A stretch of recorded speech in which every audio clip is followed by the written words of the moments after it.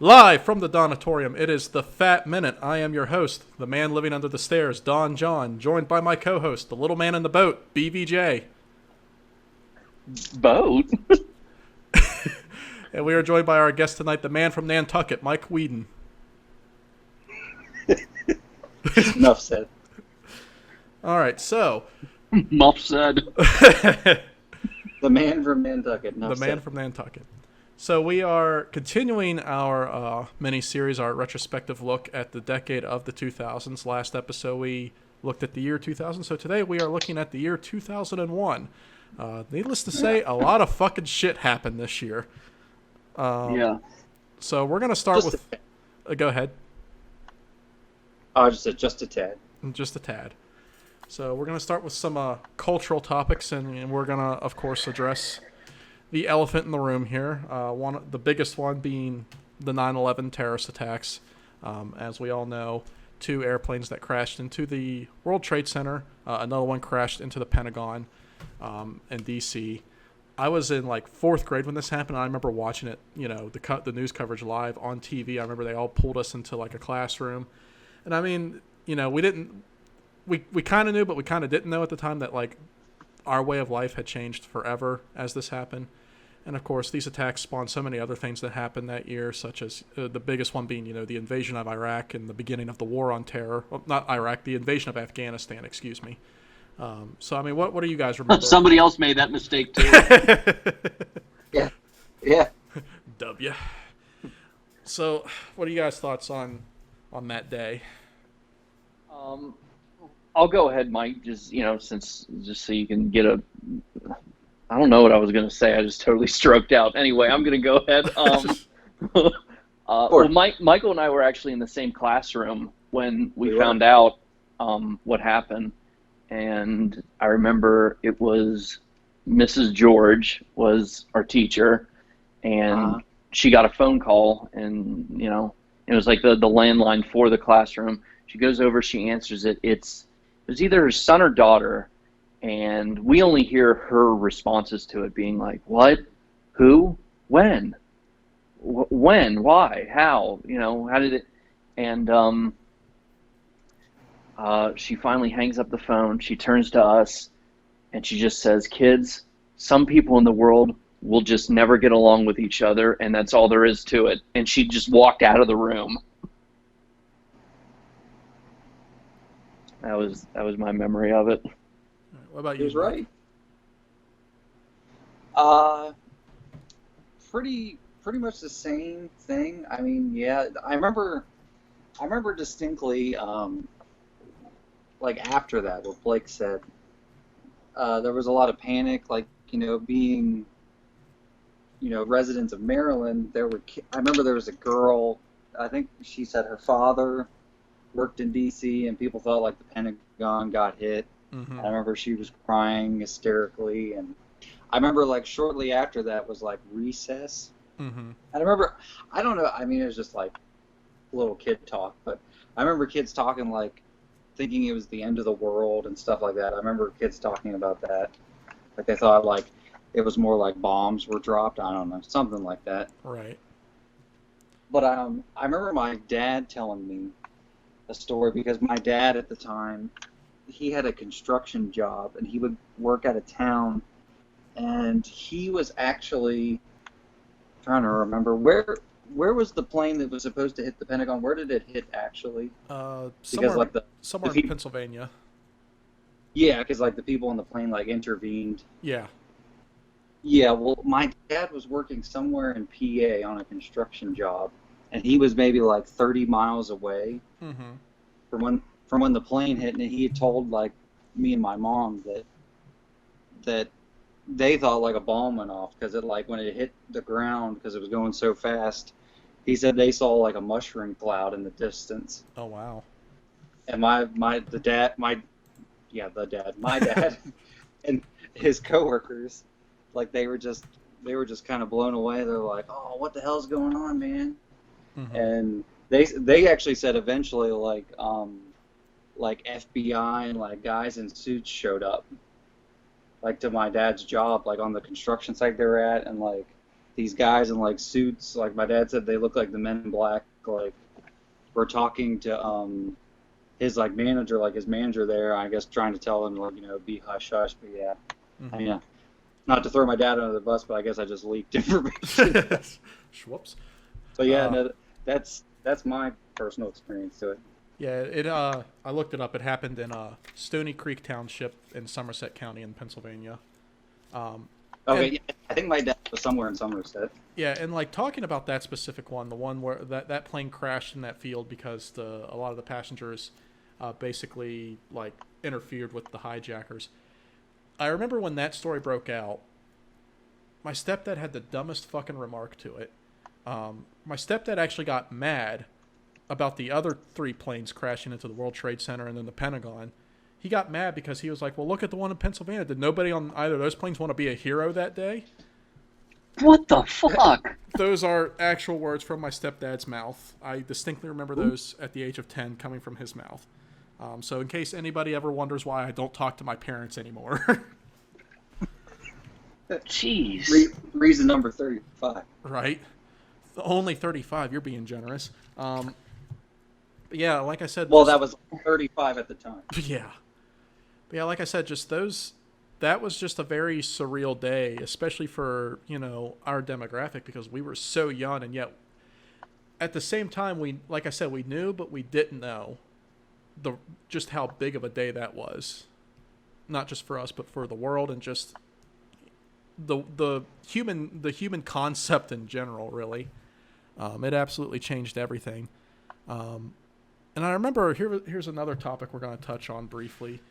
Like just this, you guys mentioned the state of panic that a lot of people went in after these attacks. A week later, it actually happened on my 10th birthday, so go me. There was some anthrax attacks across the country where some letters got mailed to different like newscasters and some politicians, some senators that had anthrax strains in them. Killed a couple people, a few others got sick. I remember that happening, and just everybody was already tense as it was because it was only a week after 9/11. But that just caused everybody to go from 100 to 10,000. Do you guys remember those at all? The news broadcast or anything like that?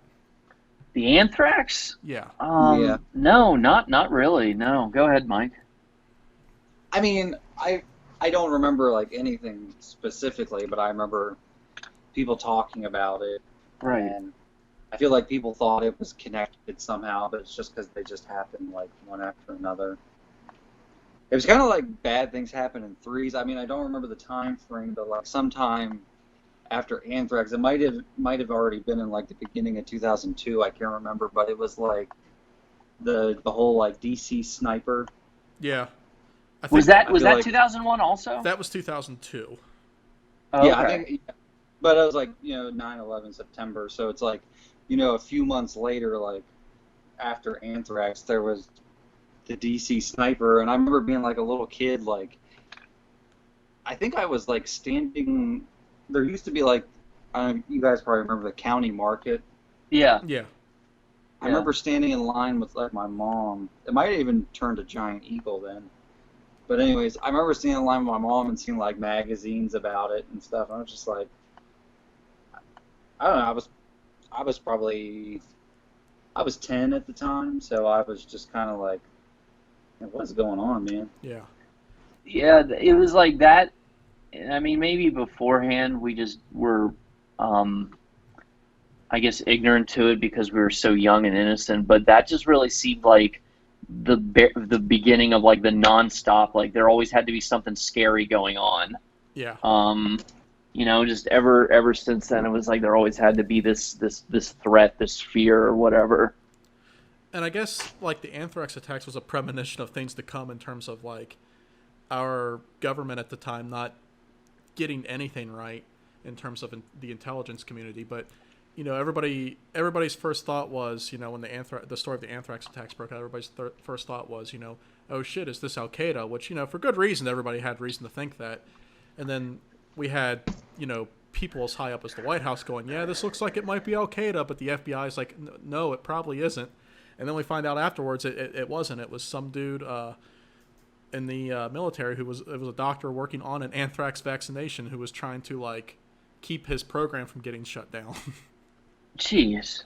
Yeah, basically, like if you don't know, he was working on a program to work on a vaccine for anthrax. His program was on the verge of getting shut down, so to keep it from getting shut down, he created this like fear of like, oh shit, we need this vaccine now because the terrorists are trying to kill us with it.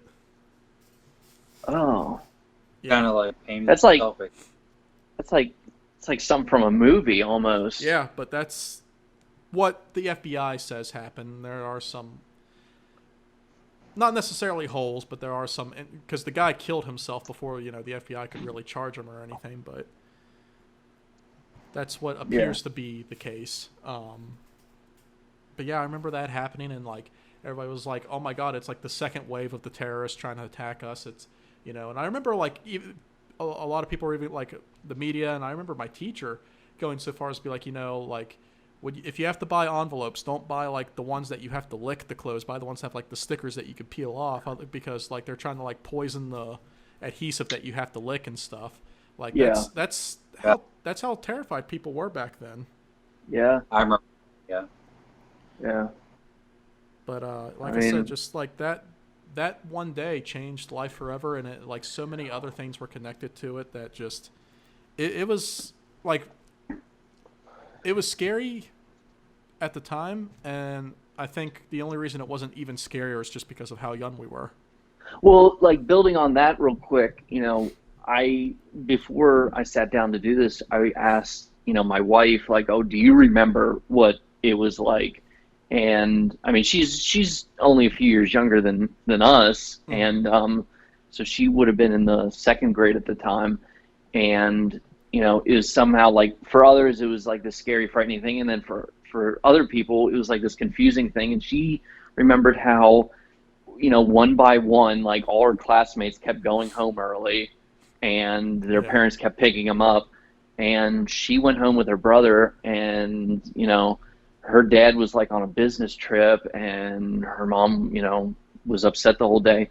And her brother and her turned on the TV, and it was on, obviously, and they thought it was just some random action movie. And it was just kind of like, why does the same channel keep showing the same movie? And why isn't there like any talking in it? And then it was just weird. It was just a weird, like, I guess, experience for everybody in one way or another. Right. So definitely, it was just a very surreal time to live in. Yeah. So moving on from that, we're going to go on to the last cultural topic for tonight, because I feel like this was a pretty big one at the time. The death of George Harrison from the Beatles. Now, I'm not a huge Beatles fan. Like, it's just not, their music isn't music that I really. It's just not my personal preference, and I know that's blasphemous to say, but that's just how I am. But I remember this being a big fucking deal when George Harrison died in 2001. I remember it being all over the news. I remember everybody talking about it. I feel like that was like, we all have those moments where we finally realize like how old we are, and I feel like that was that moment for a lot of people, was George Harrison dying, because I mean half the Beatles being dead at that point. Do you guys remember that at all, or have any thoughts on that? Go ahead, Mike. I figured you'd have something like. Oh, I do. I don't want to keep being rude. No, you can go first. Well, like one, I guess, cool piece of trivia I have on it is one of the last letters he ever sent to anybody went to Mike Myers, and it was him saying how much of a fan he was of Austin Powers, and he literally just ended it being like, asking him if he can get like a studio authentic quality mini-me doll just to have, I guess, just to have in his collection of random stuff or whatever. But so yeah, like one of the last letters he ever sent out went to Mike Myers. He wouldn't have sent him a letter if he lived long enough to see the Love Guru. That was kind of mean. I mean, yeah, but it was funny. I mean, the Love Guru was still better than the Zohan that summer. That's like saying you would rather take cyanide instead of arsenic. Take your poison. But But I mean, like I said, I'm not a huge fan of the Beatles, but even then, like when that was announced, I just knew like that was a big fucking deal. Like that was something that like a lot of people felt on a deep emotional level. well, he would have been the first one that passed away in like decades then. 'Cause Right. And the first one to die of, I don't know if you can call it natural causes. He died of cancer, but I mean, he got to live longer. He wasn't murdered or right. So yeah. I mean, what John Lennon was shot in like 1980. Yep. I think exactly. So yeah. I mean, that was. You know what the funny thing is though? I remember it was like a few years before George Harrison died. Someone did try to kill George Harrison. Huh. Well, obviously just to be crazy, but huh. Yeah, it was some schizophrenic dude. He like broke into his home and like shot him, but like George Harrison lived. Damn. Huh. But then like a few years ago, I think he died from cancer. I think. Yeah. Yeah. But I mean, I wish I kind of paid attention to it more at the time. I honestly didn't get into the Beatles until I was older. Because the funny thing is, my parents, I mean, they were teenagers in the 80s, and the funny thing is, neither one of my parents really listened to the Beatles. I mean, I'm sure they had, but like, I never heard my parents talk about it, so I didn't really grow up around it. I wasn't like people where their parents had like vinyl records, and it's like, oh, listen to the Beatles and blah blah blah. They can't sell these anymore because Yoko Ono sold the rights to Michael Jackson and all that shit. Yeah. But no, I didn't really get into that stuff until I was older. I mean, I like the Beatles now. I mean, I'm not their number one fan, but I really like them now. But no, I mean, yeah, I feel like, I don't know. Which, to fast forward on that, and I guess this technically wouldn't be until 2009, but it's amazing how like quick, like when Michael Jackson died, like he died in like what, June? And I think it was like, yeah, he died like late June. Like literally 2 months later, like the entire discography of the Beatles was going to be on iTunes, and they were going to come out with the Rock Band game. And it was just amazing how like they really fast tracked that shit. Yeah. Like, well, it's because they're like, yeah, it's just like now we can make like millions of dollars. Yeah. Because people loved the Beatles, and it was like this thing you couldn't get. Yeah, which that's really what John Lennon would have wanted all along. Like, yeah, now we can have like corporate marketing. It's what John would have wanted. But hey, money's money, man. Yeah. All right, let's move on to the fun topics. Okay. We're going to start with movies of the year 2001. We're going to start with a fun one that gave us all kinds of joy, Joe Dirt. Oh, fuck. Probably the best bad movie ever. Like, it's just such a fun fucking movie, just so quotable. What do you guys remember about Joe Dirt? Def Leppard sucks. Def Leppard sucks. God. That's why Dad named you Joe Dirt instead of Nutmaker. What's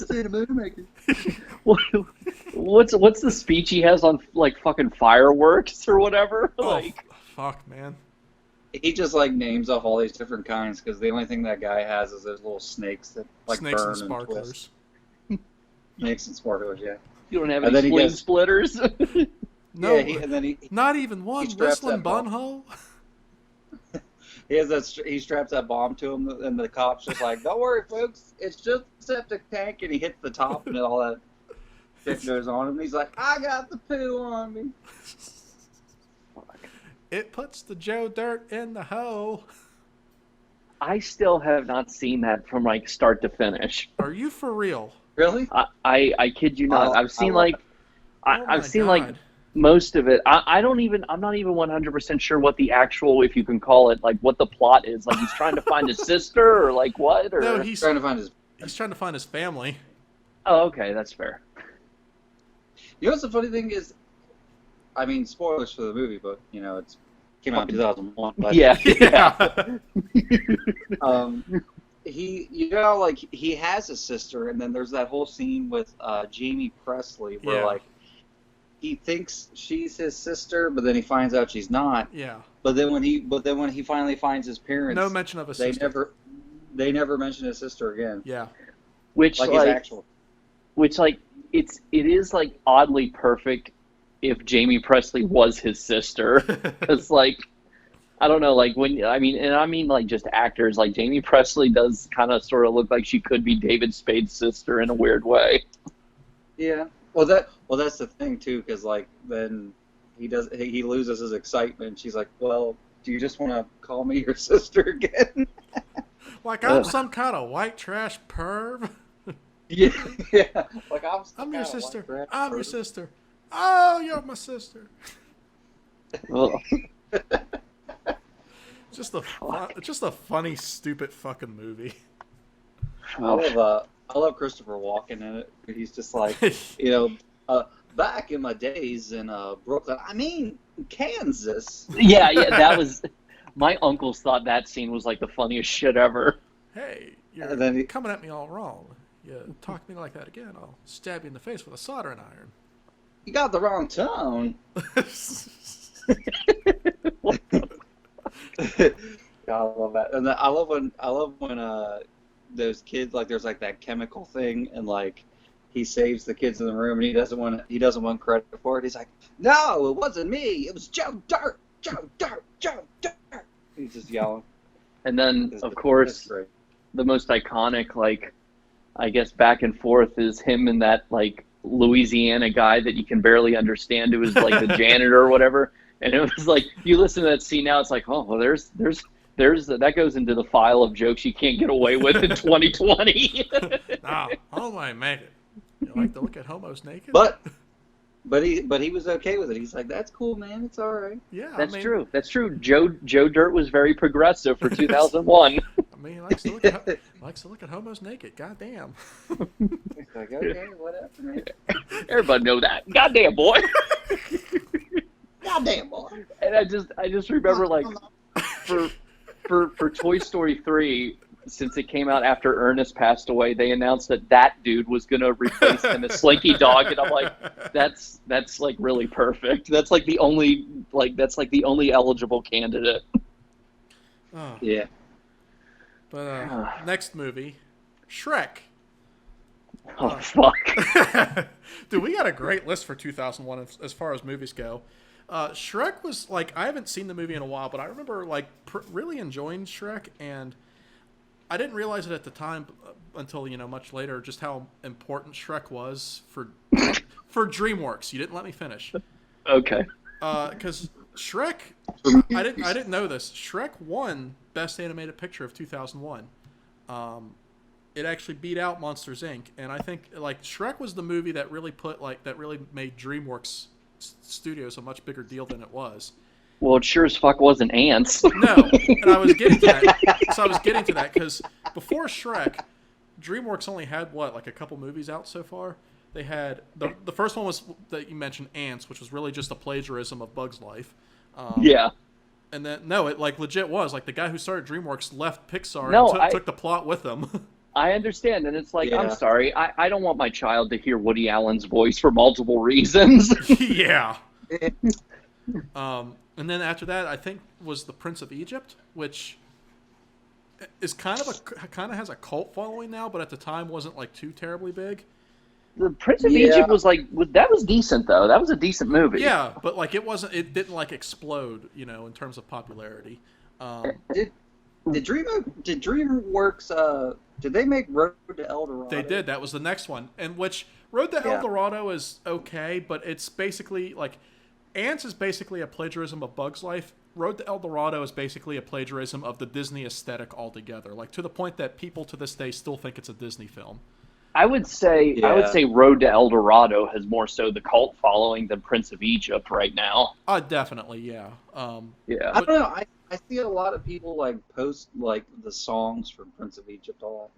Yeah, that's true. But I mean, both were decent. Like I didn't, I enjoyed them, but Shrek was the movie that really like made DreamWorks a power player, and then also like just because it was their first original property that got very, very great reviews, and was also like, I mean, it beat out a Disney movie at the Academy Awards, which, you know, was. Hey, can we just elaborate real quick? That's a really tough call because Monsters Inc. is still really good. I was gonna get to that when we get to Monsters Inc., but like it beat Monsters Inc. at the Academy Awards. Yeah. But I mean, whether or not it deserved to beat Monsters Inc., I'll get to when we talk about Monsters Inc. But Sure. I mean, I remember enjoying Shrek, and I remember liking it because like it was a movie that was made for kids, but also not made for kids at the same time, because that movie had a lot of dirty fucking jokes in it. Yeah. I mean, that was just the birth of like our age, like that. So many smart ass attitudes, like. Yeah, but Shrek was a lot more like blatant and transparent with it in a lot of ways. Yeah. Yeah. But I mean, what are your guys' thoughts on Shrek? Yeah, like, well, it's, I mean, it like I said, it was the birth of like, you know, so much alternative humor. And let me just, it's funny because I actually brought up the music video tonight because I was trying to get Emma to calm down and I was just showing her random YouTube videos. But let me set the record straight. All Star by Smash Mouth, like, Shrek wasn't the first movie to use that. That was actually Mystery Men, and that's why Mystery Men is in the music video for it. Yeah. Like, a lot of people just... Well, they're in the music video? In the very beginning, when, like, the Mystery Men are, like, interviewing a new recruit or whatever, and, like, you see, like, the first appearance of Dane Cook ever in a movie, and he's the waffler or whatever, and I totally forgot that. And wait, is that... Oh, what? Are we going to get to talk about that? Like, when did that come out? Mystery Men? Yeah, I think... Oh, shoot, did we miss it already? Let me look it up. Oh, man. I mean, you want to talk about an underrated movie. That was 1999. Oh, that sucks. But anyway, well, I won't like derail the podcast too much, but Mystery Men's very underrated. And once again, like, that's the one that had All Star by Smash Mouth. That's crazy. I didn't know that. Yeah, they're in the music video. But that time period that Trevor romanticizes, where, you know, the hot new song had a music video that took place within the same universe of the hot new movie. Yeah. Yeah, I missed that. I really do. Me too. But yeah, I mean, Shrek. You know, I still would like to see the Chris Farley cut as much as possible, or hear it one day. Yeah. But that's a fun fact I forgot to mention. For those of you who don't know, like, Shrek the character is voiced by Mike Myers, but originally the movie was supposed to star Chris Farley, but of course he unfortunately passed away, and they replaced him with Mike Myers. Yeah. But Michael, what were your thoughts on Shrek? Well, I will say about the Chris Farley thing, there's a scene you can watch it on YouTube where it just has like the storyboard. Like, yeah, the storyboard, and like you can hear like Chris Farley like deliver some lines. They even kind of drew him different then. Yeah. Well, it was a completely different movie. Yeah. They pretty much redid the whole movie because Mike Myers like took one look at it and was just like, I can't play this character. Yeah. Which I guess was for the best, you know. Yeah. But yeah, I was one of those kids. I always really liked Shrek. I didn't love Shrek. I mean, I remember. I think Blake was there too. They would have this thing in our elementary school where they would have like movies like after school at like, I don't know, like 7:00. Yeah. And you could bring like your sleeping bag, and we'd all sit. We didn't really have like an auditorium. They would just like clear out all the tables in the cafeteria. Yeah. There was like a stage. There was like a stage behind the cafeteria, and like they put like a big screen up, and I remember like watching Shrek like after school because I didn't see it in theaters. And I just remember everybody laughing, especially at the part with like the like little puppets that like do the sing and dance thing, like it's like that greeting thing, and then they almost say like wipe your ass, but then they like turn back around and say face. Yeah. Yeah. Like, Yeah. That was I remember great one. every kid thought that was like the funniest thing in the world. Mm-hmm. They're like, oh, he almost said ass. Yeah. Yeah, yeah. They thought their IQ went up 10 points for understanding it. Yeah. No, It's like, no, it's, and like, I was it's like when you're at a friend's sleepover party in elementary school and somebody says pee in the middle of the night. Yeah.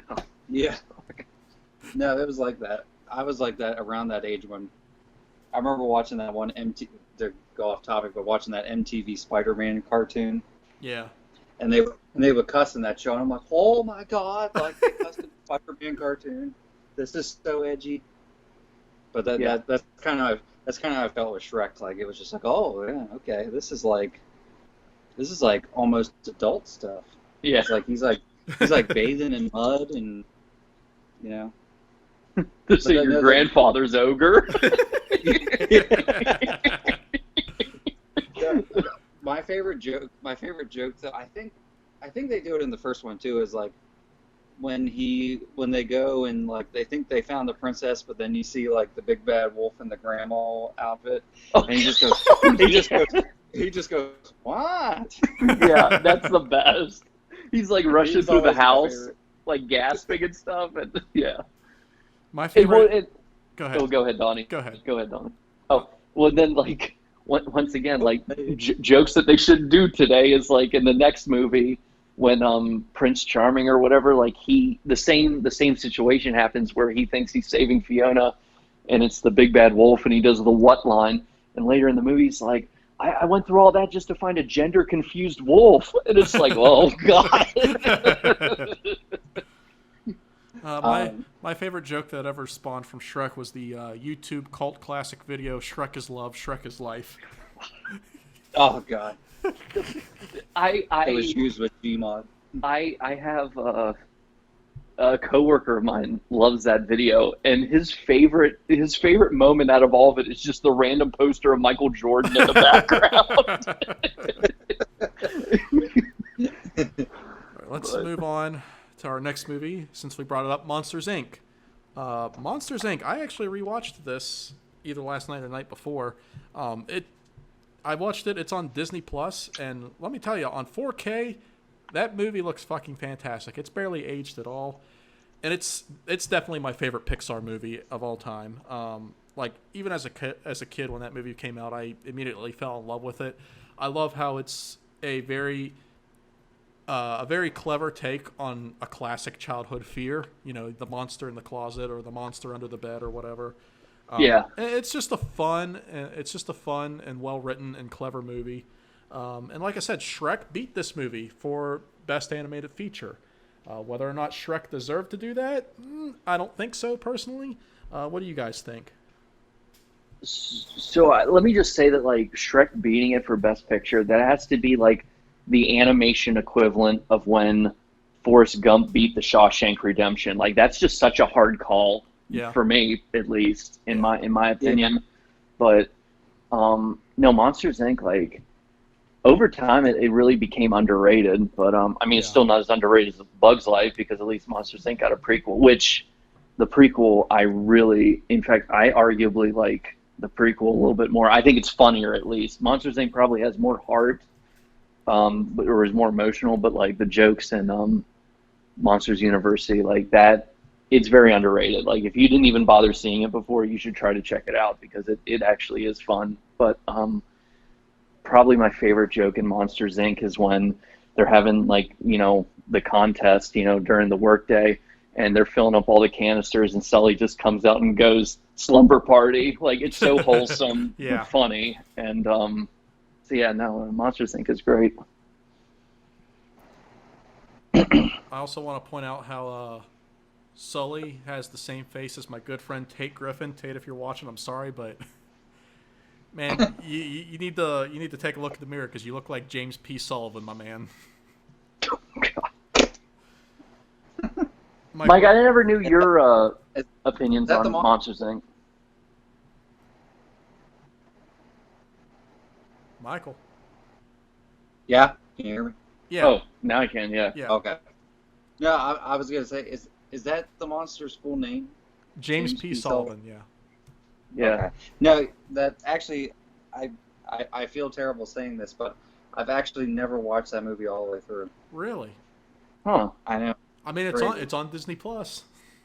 I know I have Disney Plus. I need to sit down and watch it. And I haven't seen the prequel either, but I have seen parts of it. And what I saw I really liked. Um,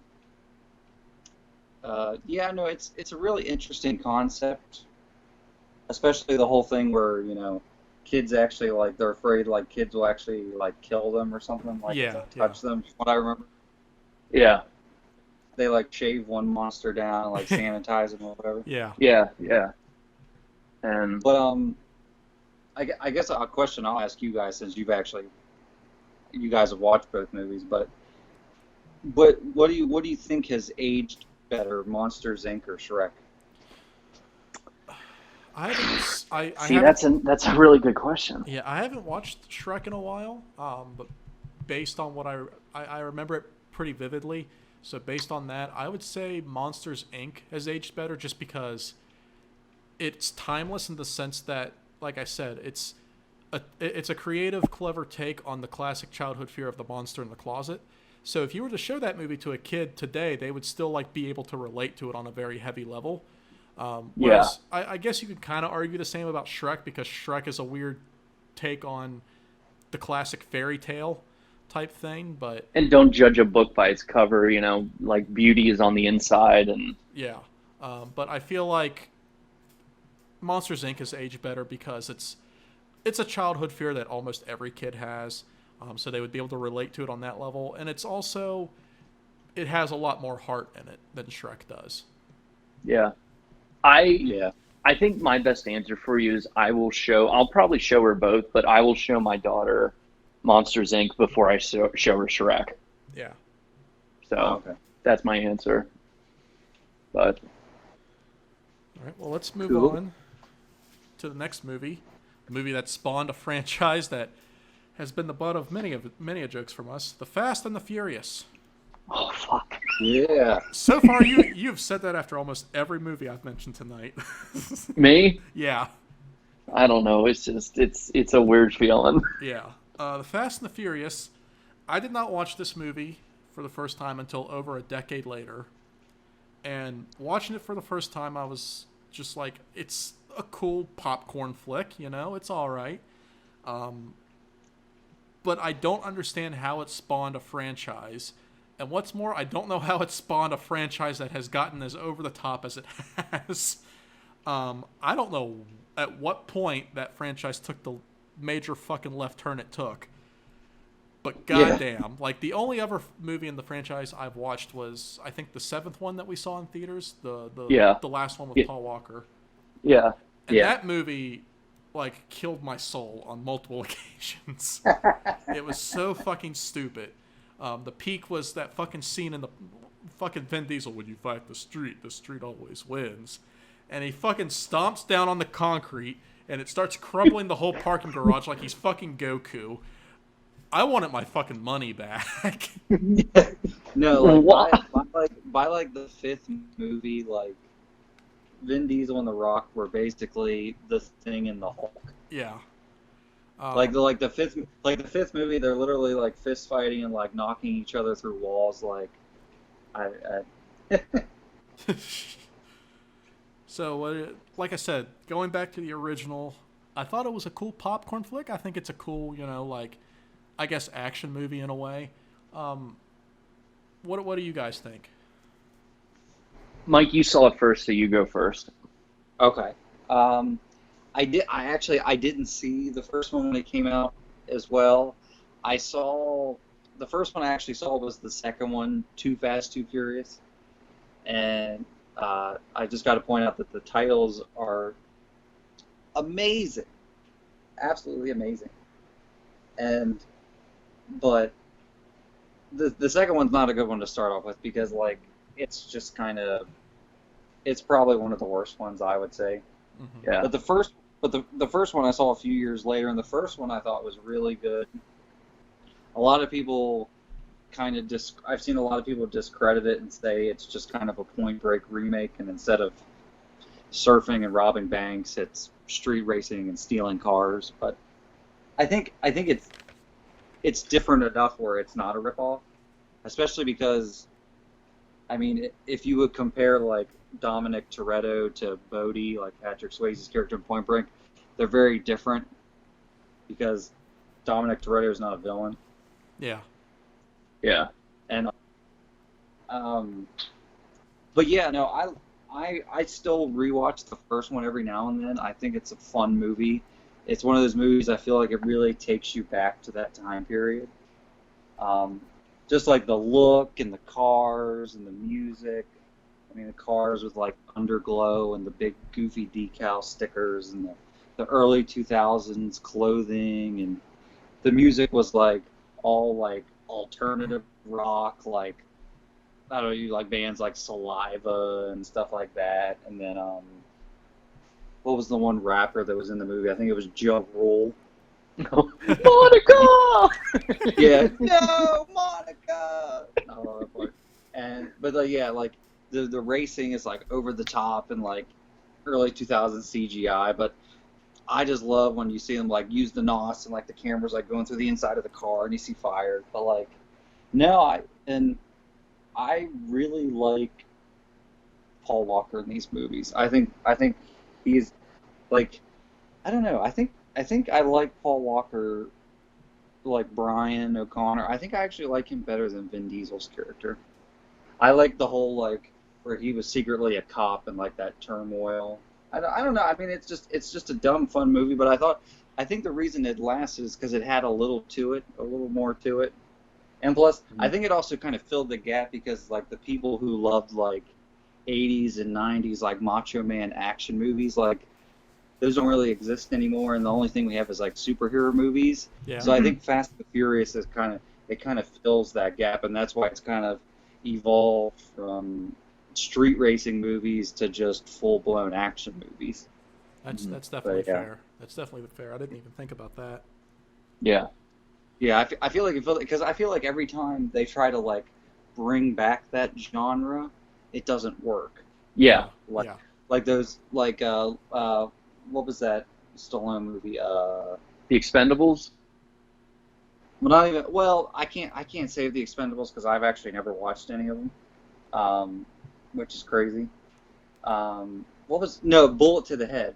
Oh yeah. God. Fuck like that movie was. I remember we saw that in theaters. That movie was awful. Yeah. That was the first time I saw Jason Momoa in anything, and he just has the axe, and Stallone's like, "What are we, fucking Vikings?" Yeah, what are we, Vikings? Oh, I left that movie hoping the fucking title was the reward for sitting through it. Yeah. And then there was like people kept trying to come back. Like Arnold Schwarzenegger did The Last Stand, where it was like him and Johnny Knoxville. Oh, what a duo!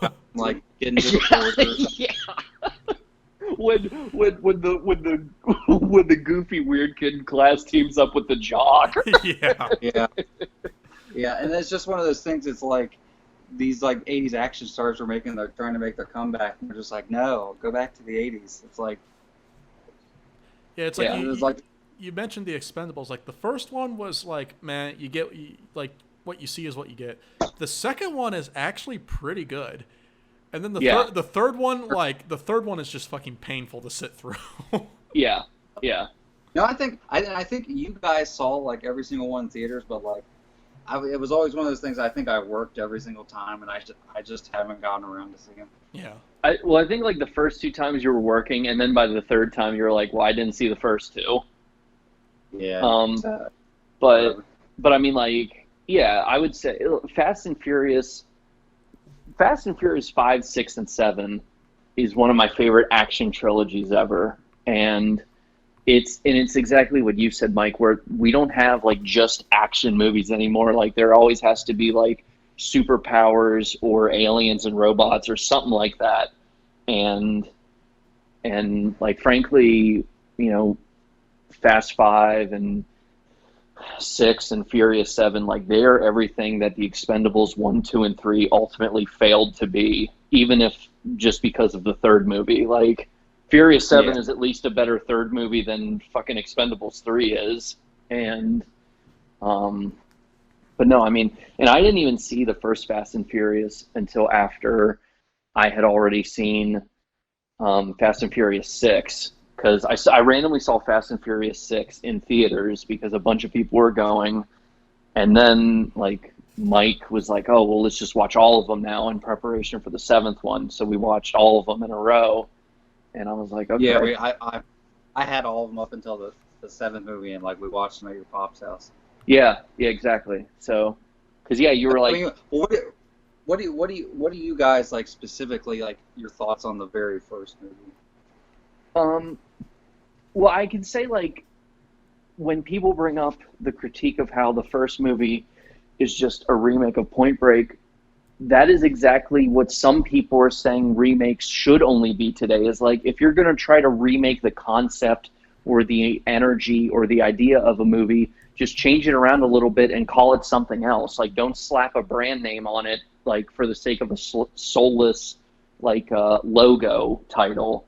Like the actual Point Break remake. Yeah, exactly. Like, well, yeah, like I mean, even just seeing the trailer for the Point Break remake is just like why? But then like don't just change it around a little bit, like change the characters a little bit and just call it something else, even though like you're basically doing like, because ultimately you just want to make a movie about a cop having to team up with the bad guy, and then they randomly kind of get complicated in a friendship. Like, that's all you want to do. So why do you have to just use the same like IP name?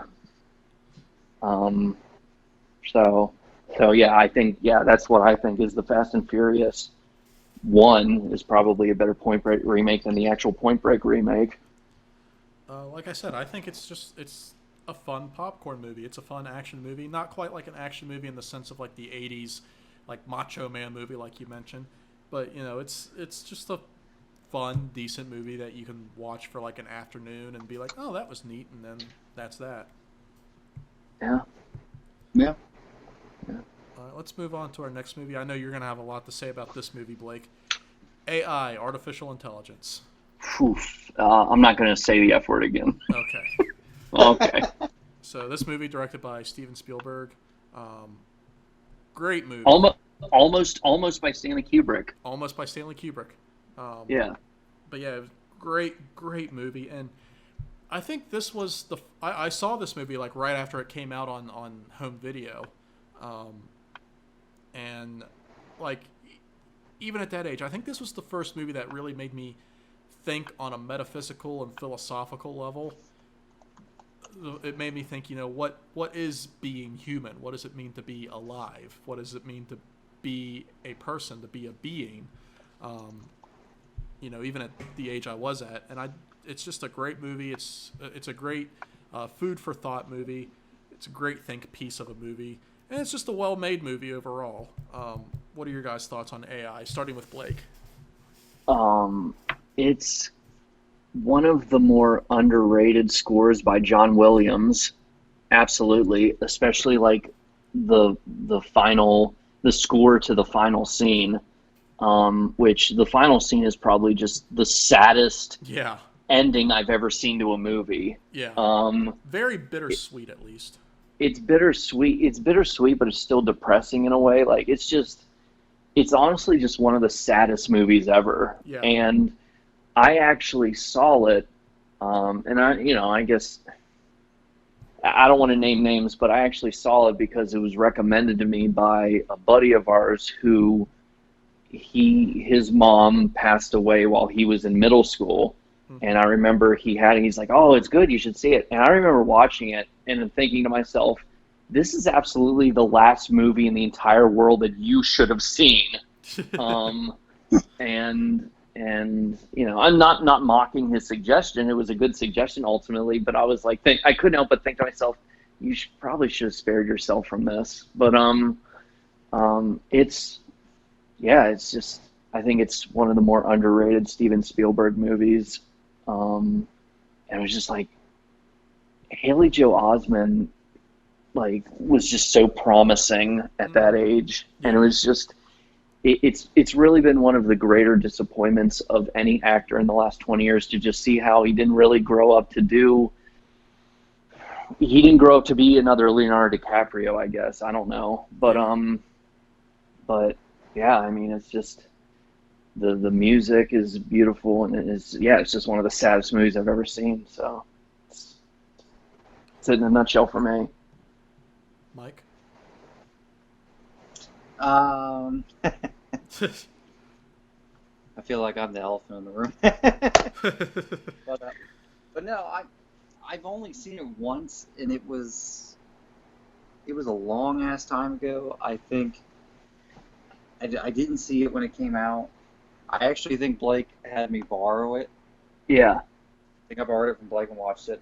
I remember liking it. I don't remember loving it though. I remember liking it, but not loving it. I really need to watch it again. I feel like I don't know. I feel like my attention span wasn't there at the time. Yeah. I feel like now that I'm older, I'd probably like it a lot more. Yeah. That was kind of sorry, something keeps falling.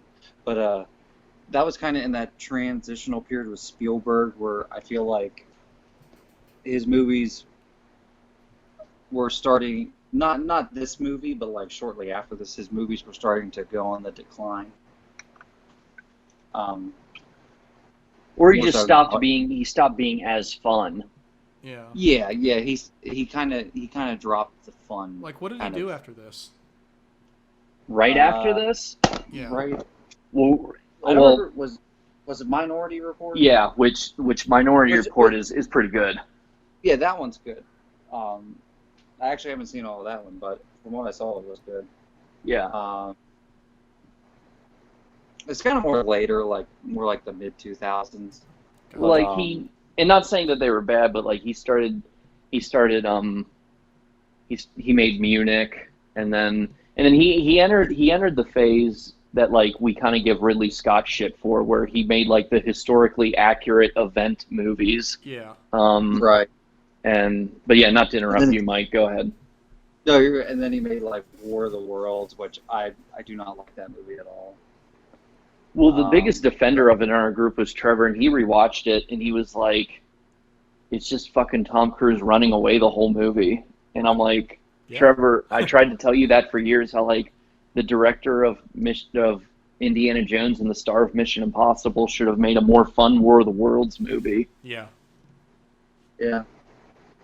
Yeah, but I mean, going back to AI, I mean, yeah, I remember Haley Joel Osment's performance. Yeah, he was always great in what he was in. I remember Jude Law. He was like a I think a sex robot in it. Gigolo Joe. Yeah. Yeah, Gigolo. Yeah, that was his name.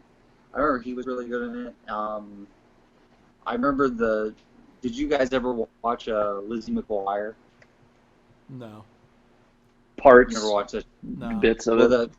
Lizzie McGuire's like Hilary Duff, like the kid who played her little brother. He was the kid that was like the actual kid of the family. Oh, I hated that kid. Yeah, he was like a little dickhead. Yeah. Yeah. Remember that always? So did the I'm mom like, secretly. Yeah, I was like, oh, that's a little brother from Lizzie McGuire. Yeah.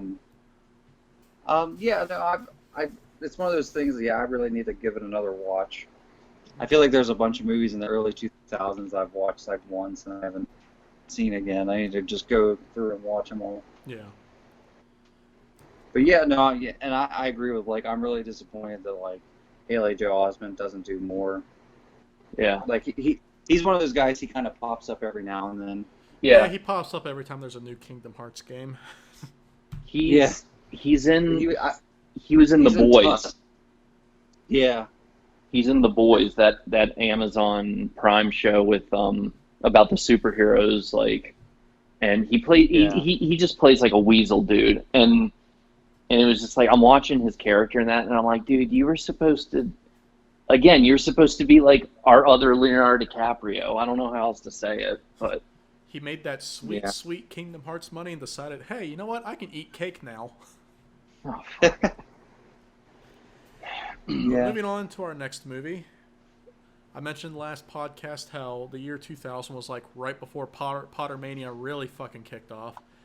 And this was the movie that opened the floodgates, The Sorcerer's Stone. I remember at this point, like, I had just read all 4 books that were out at the time, because The Order of the Phoenix was still 2 years away. and I had been anticipating this movie, and when it finally came out, I was like parked right in front of the TV when it came out on VHS, and I loved it. I think, despite the flaws of the Harry Potter film series as a whole, I would argue that there is no other film series that is more perfectly cast than the Harry Potter films. And I think the Sorcerer's Stone, for the most part, like, the Sorcerer's Stone is one of the best book-to-movie adaptations ever. It captures the spirit of the book very well. And I would definitely argue it's one of the better movies in the franchise. Especially since as the franchise went on, especially after the fourth movie, they really became lazy and became made more for people who had already read the books. So what are your guys' thoughts? Mike, you go ahead again. So you didn't see it in theaters, Donna? No. My parents didn't love me enough to take me to the theaters. Fuck. No, I actually I remember going to the theaters to see it. My next door neighbor Josh, he was a big Harry Potter fan, and I actually hadn't gotten to read the books because I didn't feel like reading at the time, unless I had to. Fair. But I remember him and Bill. I won't say his last name on the podcast because I don't want to throw out people's names. But they were seeing a late showing. I guess it was like 8 or 9 o'clock. I mean, that was late for being a kid. And they like knocked on my door and they're like, "Oh, hey, you want to go see Harry Potter?" I remember asking my mom, like, "Oh, is it okay? Is it okay?" And they're like, because I just wanted to see a movie, and they're like, yeah. She's like, "Yeah, that's fine." So I remember we had to Josh's mom had to take us up to the Frostburg movie theater, and so I was going in fresh. I didn't know anything about the books. I just knew it was Harry Potter and it was wizards and that was it. Mm-hmm. But no, I loved the first movie. I thought it was great. Like seeing it, I think a lot of the effects hold up, especially because there's a lot of practical effects in that movie. Mm-hmm. Like a lot of the sets are built, Mm-hmm. which is really nice.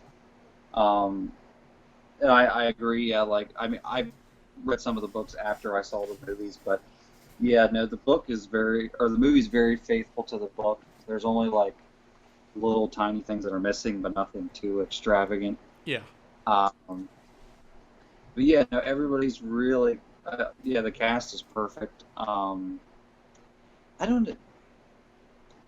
of my favorite things of the first movie was actually like the Quidditch scene. I don't know why. I just really loved the Quidditch scene.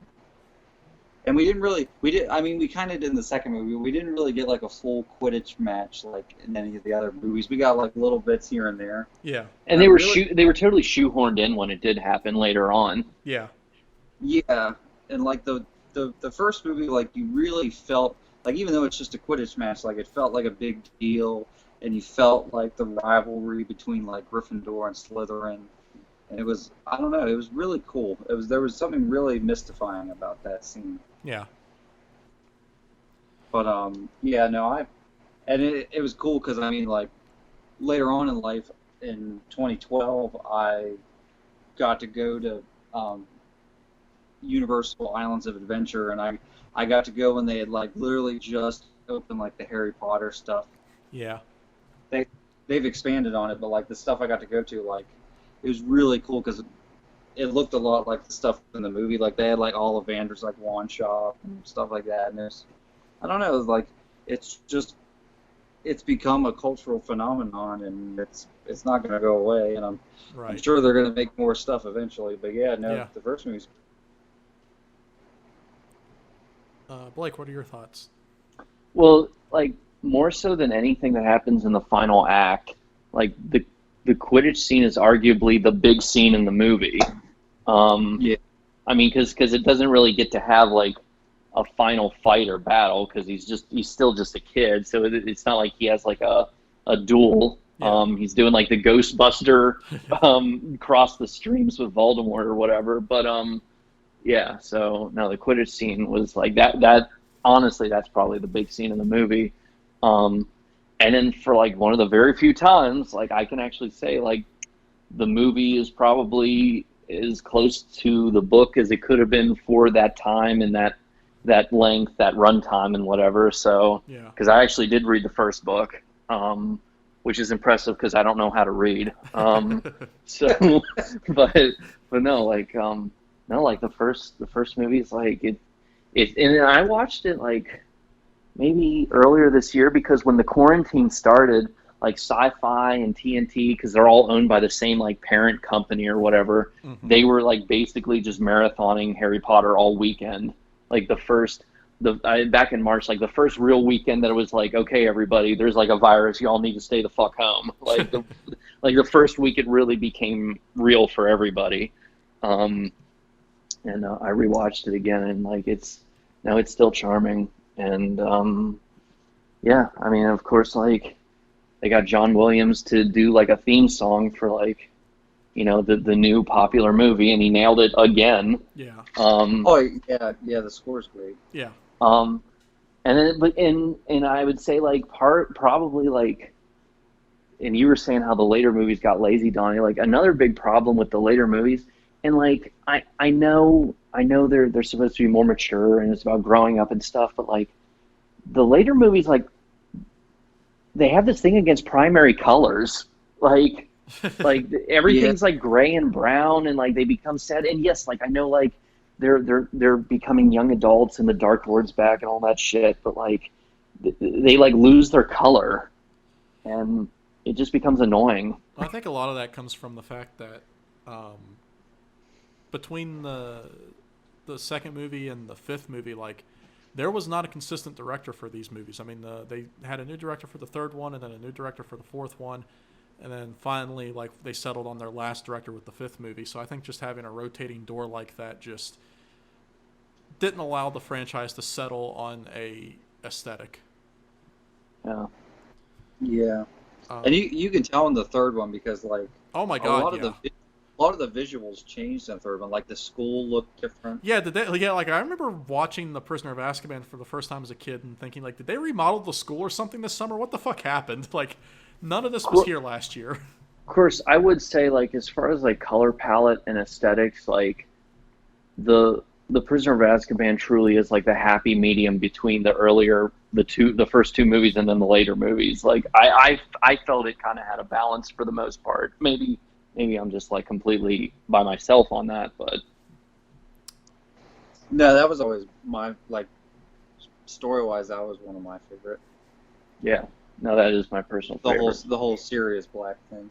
Yeah, but also like I forgot to point out. I remember being really creeped out at like I mean, because we said like the Quidditch scene is kind of like the big epic scene, but the kind of semi-confrontation like at the end of the movie with Professor Quirrell and like Lord Voldemort's like on the back of his head as he's like sharing his body. I remember that really freaked me out, like watching that as a kid. Well, if that freaked you out, you should see the concept art. He was going to look way more terrifying. Yeah, I saw it. It was like it was going to be like a snake head more. Yeah. Yeah. Yeah, like no, that would have even been better because I'm petrified of snakes. So. Oh yeah, for sure. All right, moving on to our last movie for the year 2001, The Fellowship of the Ring, Lord of the Rings. I remember when the Lord of the Rings movies first came out, they were a big fucking deal because a movie like this had never come out before, and I mean at the time it was considered probably the most ambitious film project ever. I remember watching Fellowship of the Ring right after it came out on VHS and being literally bored to sleep. I fell asleep midway through the movie. I went back and watched it years later. I mean, I think it's all right. I'm just not a huge Lord of the Rings fan. I think it's a good movie.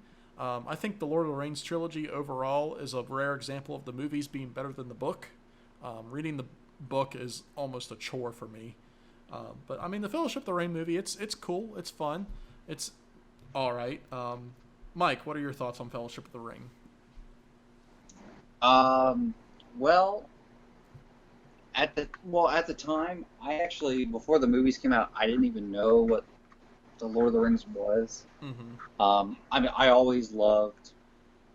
was always kind of like a sword and sorcery guy. I always loved like medieval stuff and magic and all that. Yeah. I remember being little when I was always really big into like King Arthur and stuff like that. So seeing the commercials for the movie, which this movie was really heavily advertised, Right. I was pumped for it, and I remember, I think it was either McDonald's or Burger King. I think it was Burger King. They had like those Those glass goblets. goblets. Yeah, Yeah. I had the Frodo one. It's probably still somewhere at my parents' house, and they lit up. Yeah. I had Frodo and Aragorn. Aragorn. No, Yeah, I had Frodo and Arwen. Frodo and Arwen. Yeah, and I do kind of agree. I've only read part of the books, and the books, I do kind of think the movies are better. I know that's hard. I know that's terrible to say. Like, a lot of Tolkien fans are like, but like the books are a lot slower. Yeah. The movies like kind of amped up the action without making it dumb. Yeah. And it's like the problem with Tolkien's writing is at least in Lord of the Rings, he spends too much time on exposition, and stuff that like he spends too much time on peripheral stuff. Like in the Fellowship of the Ring, the book, there's an entire chapter where they run into this guy. There's like a couple chapters where they run into this guy in the woods named Tom Bombadil. And like they end up at he takes them to their house and they have like this merry old time and whatever before they get back on their quest. All of that was cut from the movie for good reason, because it literally does nothing to progress the plot at all. Like reading the book when you get to that chapter, I'm just sitting there like, is this guy going to do anything other than be cute and sing? Like, what's going on here? Yeah, and Tom Bombadil, like, he's this weird thing. Like, some people said like he may even be like a god-like being, and yeah, it's a really weird thing from the book that like they completely took out of the movie. Yeah, but which doesn't hurt it. But no, I remember going to see it in theaters with my dad, because my dad's like a big fantasy guy. Like, he played Dungeons and Dragons and stuff like that. And I always remember my dad saying this, that like he thought Lord of the Rings was kind of like the first movie to really like bring that epic fantasy thing to life on the big screen, like the big battles and stuff. Other movies had kind of like touched on it, but like no one had really like, seen like magic and swords on that scale, like fighting. Right. Yeah. And no, I instantly loved that movie. I remember getting it on tape, and despite how long it was, I would have watched it over and over again. Like, I was instantly hooked, and I was like, I remember like seeing things on the news and reading on magazines about it, like how all three of them were filmed at the same time, but they were only going to release once a year, and it just like annoyed the shit out of me as a kid. And I was just like, I mean, nowadays it wouldn't be a big deal, but like being a kid and like you have to go back to school and stuff, it's like, oh, I got to wait a whole year for the next movie, fuck. And just like, but no, I love that movie. I think it's probably, I don't know, I go back and forth with like, with the Star Wars, the original trilogy, this trilogy, and the Dark Knight trilogy. And I think, although I love the Dark Knight trilogy and the original Star Wars trilogy, I think this trilogy overall is the best, just because every single movie is great. Where there's at least like one movie in like the original Star Wars trilogy and the Dark Knight trilogy that isn't as good as the other two. Yeah. And I think this one's the most solid, probably because it was all one movie technically. Yeah. Because they like filmed it over the course of a couple of years. Yeah. And I think the Fellowship of the Ring is amazing. I remember me and Blake would always talk about it. It kind of bothered me as a kid. It's like, after this movie, like the Fellowship is all broken up. It's like, oh, I want to see them all together. Yeah. And it was cool. It was cool, like when they're like in the mines of Moria and shit like that, and they're all fighting together. Yeah. Like, I'd like the fight with the orcs and the cave troll. Like, the fight scenes are just so intense. Yeah. And like in your face, and like, well, yeah, no, it was. I felt like it was just a spectacle. Like, I felt like I wasn't just watching a movie, and it's always stuck with me. And I watched them from every now and then, and they've aged really well. Like, even with the early CGI and stuff like that, which they didn't go too overboard with. Yeah. Like, this movie, I feel like, will be timeless. Yeah. And yeah, no, I love them. They're some of my favorite movies. Yeah. All right, Blake, what do you think? Well, they still look good, and The Hobbit already looks like dog shit. So, Yeah. Yeah. Yeah. but Yeah. but yeah, I mean, so I didn't see this one in theaters. I had to watch this like months later on DVD in when I was visiting, my sister and brother-in-law, and he had just gotten like the 2 disc special edition DVD, and we watched it in the rec room. And on one hand, I regret not seeing it in theaters just for the sake of me being able to say, hey, I saw them all in theaters. But then also it's like, there's no way my ass would have been patient enough to sit through all this, Yeah. at that age. But also this movie is proof that like when I was younger, I just didn't know what I was talking about, because I remember seeing the commercials for this being like, oh, it's a Harry Potter ripoff. And it's just like Blake, shut the fuck up.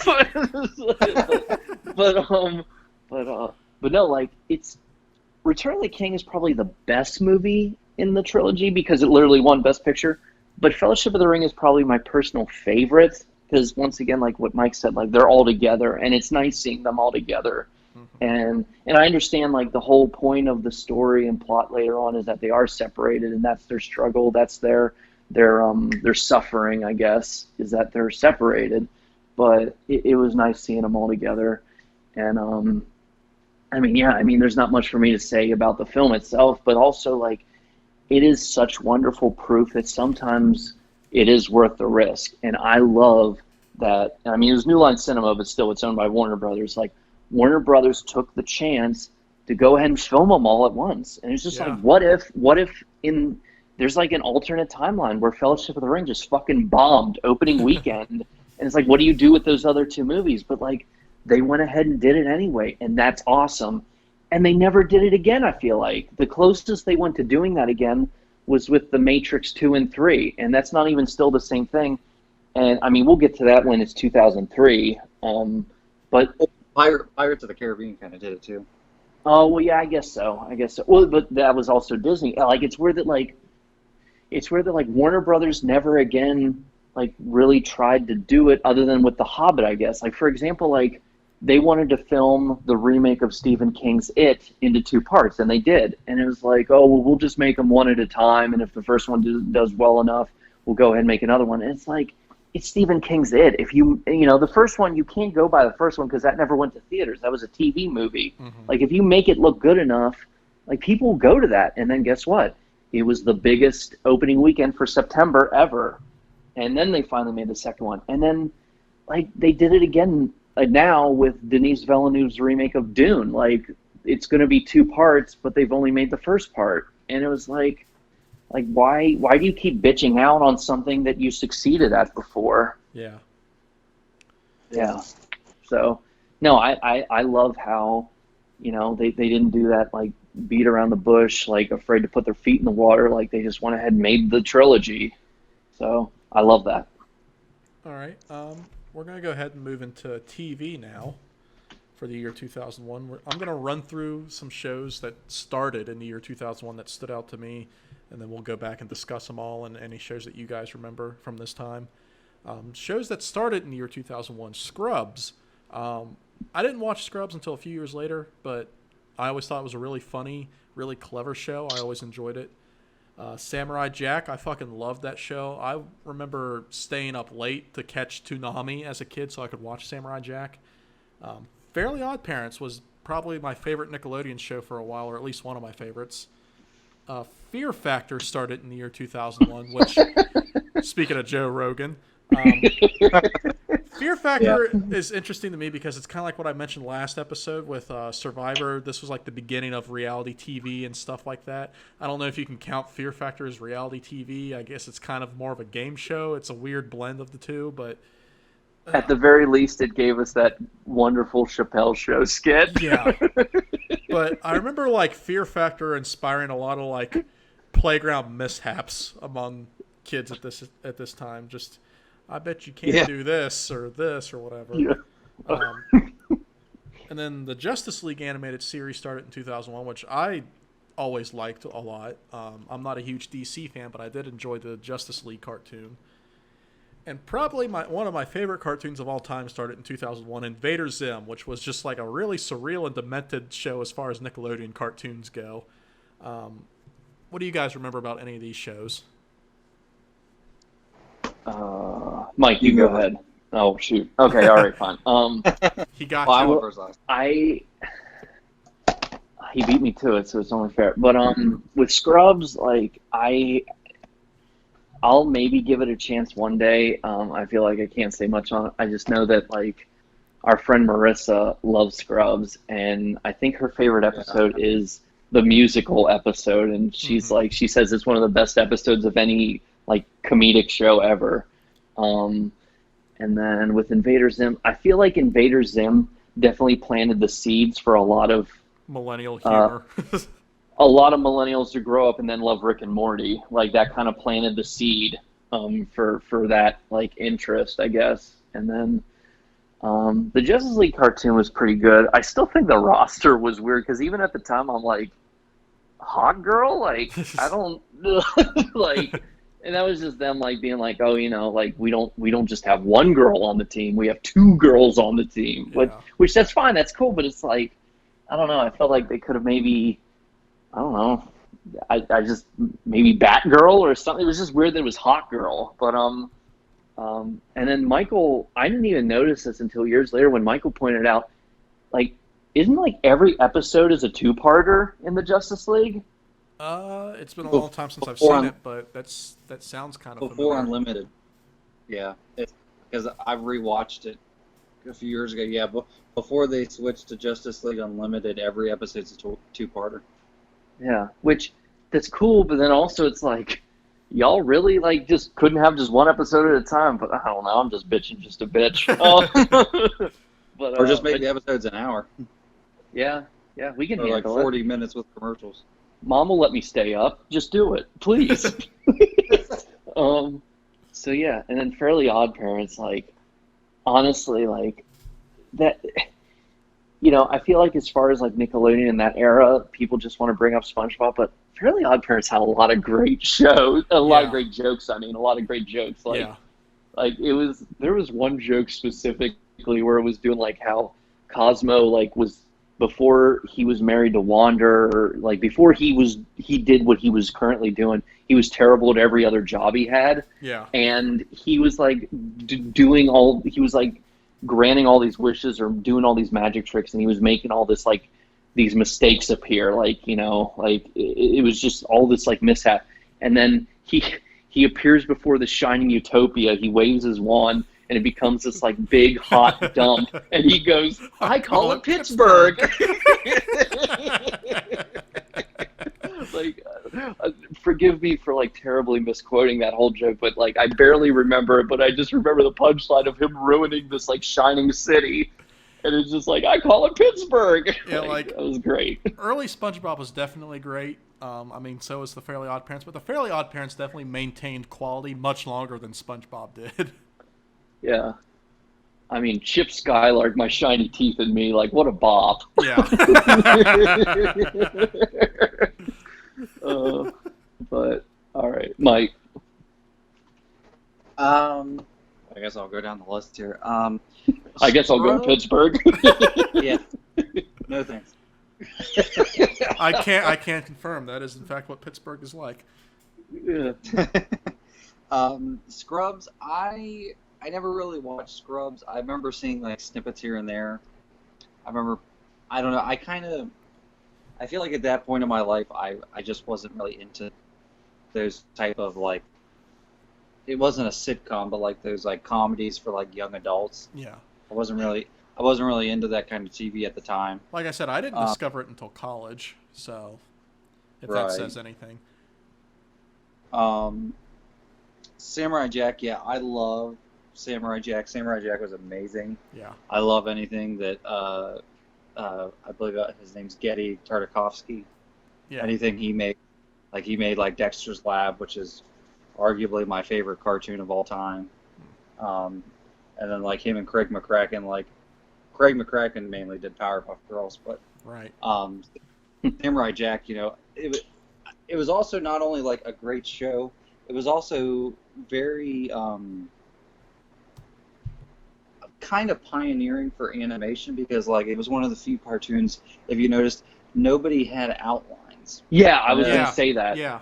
I was like, nobody. I mean, that might not sound like a big deal, but like an artistic standpoint, that's very hard to do, especially with animation. Yeah. And the voice acting was great. Like the late Mako, who was a coup, and Phil Lamar, who's also in Justice League. He was John Stewart, Green Lantern. Dude, he's awesome.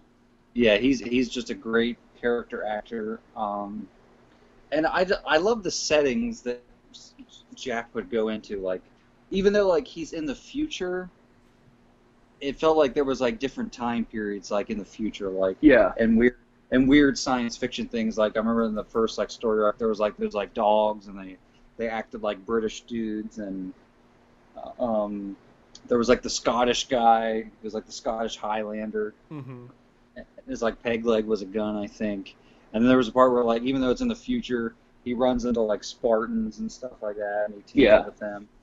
Well, But, it was also like it would still have like fields and forests and stuff, and like at the time, like every cartoon that age like assumed the future was just one giant city. Yeah. And that's the thing, they had that too, because when Jack goes first into the future, there's this weird like industrial kind of Blade Runner city where there's hover cars everywhere. So it's like it was a weird mix of like everything, like sci-fi and fantasy. Mm-hmm. And it was just a badass show all around.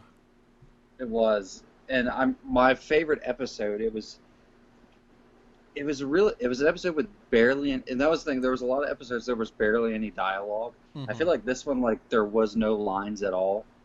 It was this episode where Jack is like going through like a snowy forest. I remember. And Yeah. He has to get past like this like rook tower, mm-hmm. and there's these three archers that look like jackals, and like they can't see, they're blind, but they have like perfect hearing, and like the slightest move and they just like they light your ass up with like arrows, and like Jack, like as skilled as he is, he can't get past them, so he has to adapt and be like them, so he puts on a blindfold and relies on his hearing to get past them. And like it's such a simplistic episode, but it's amazing.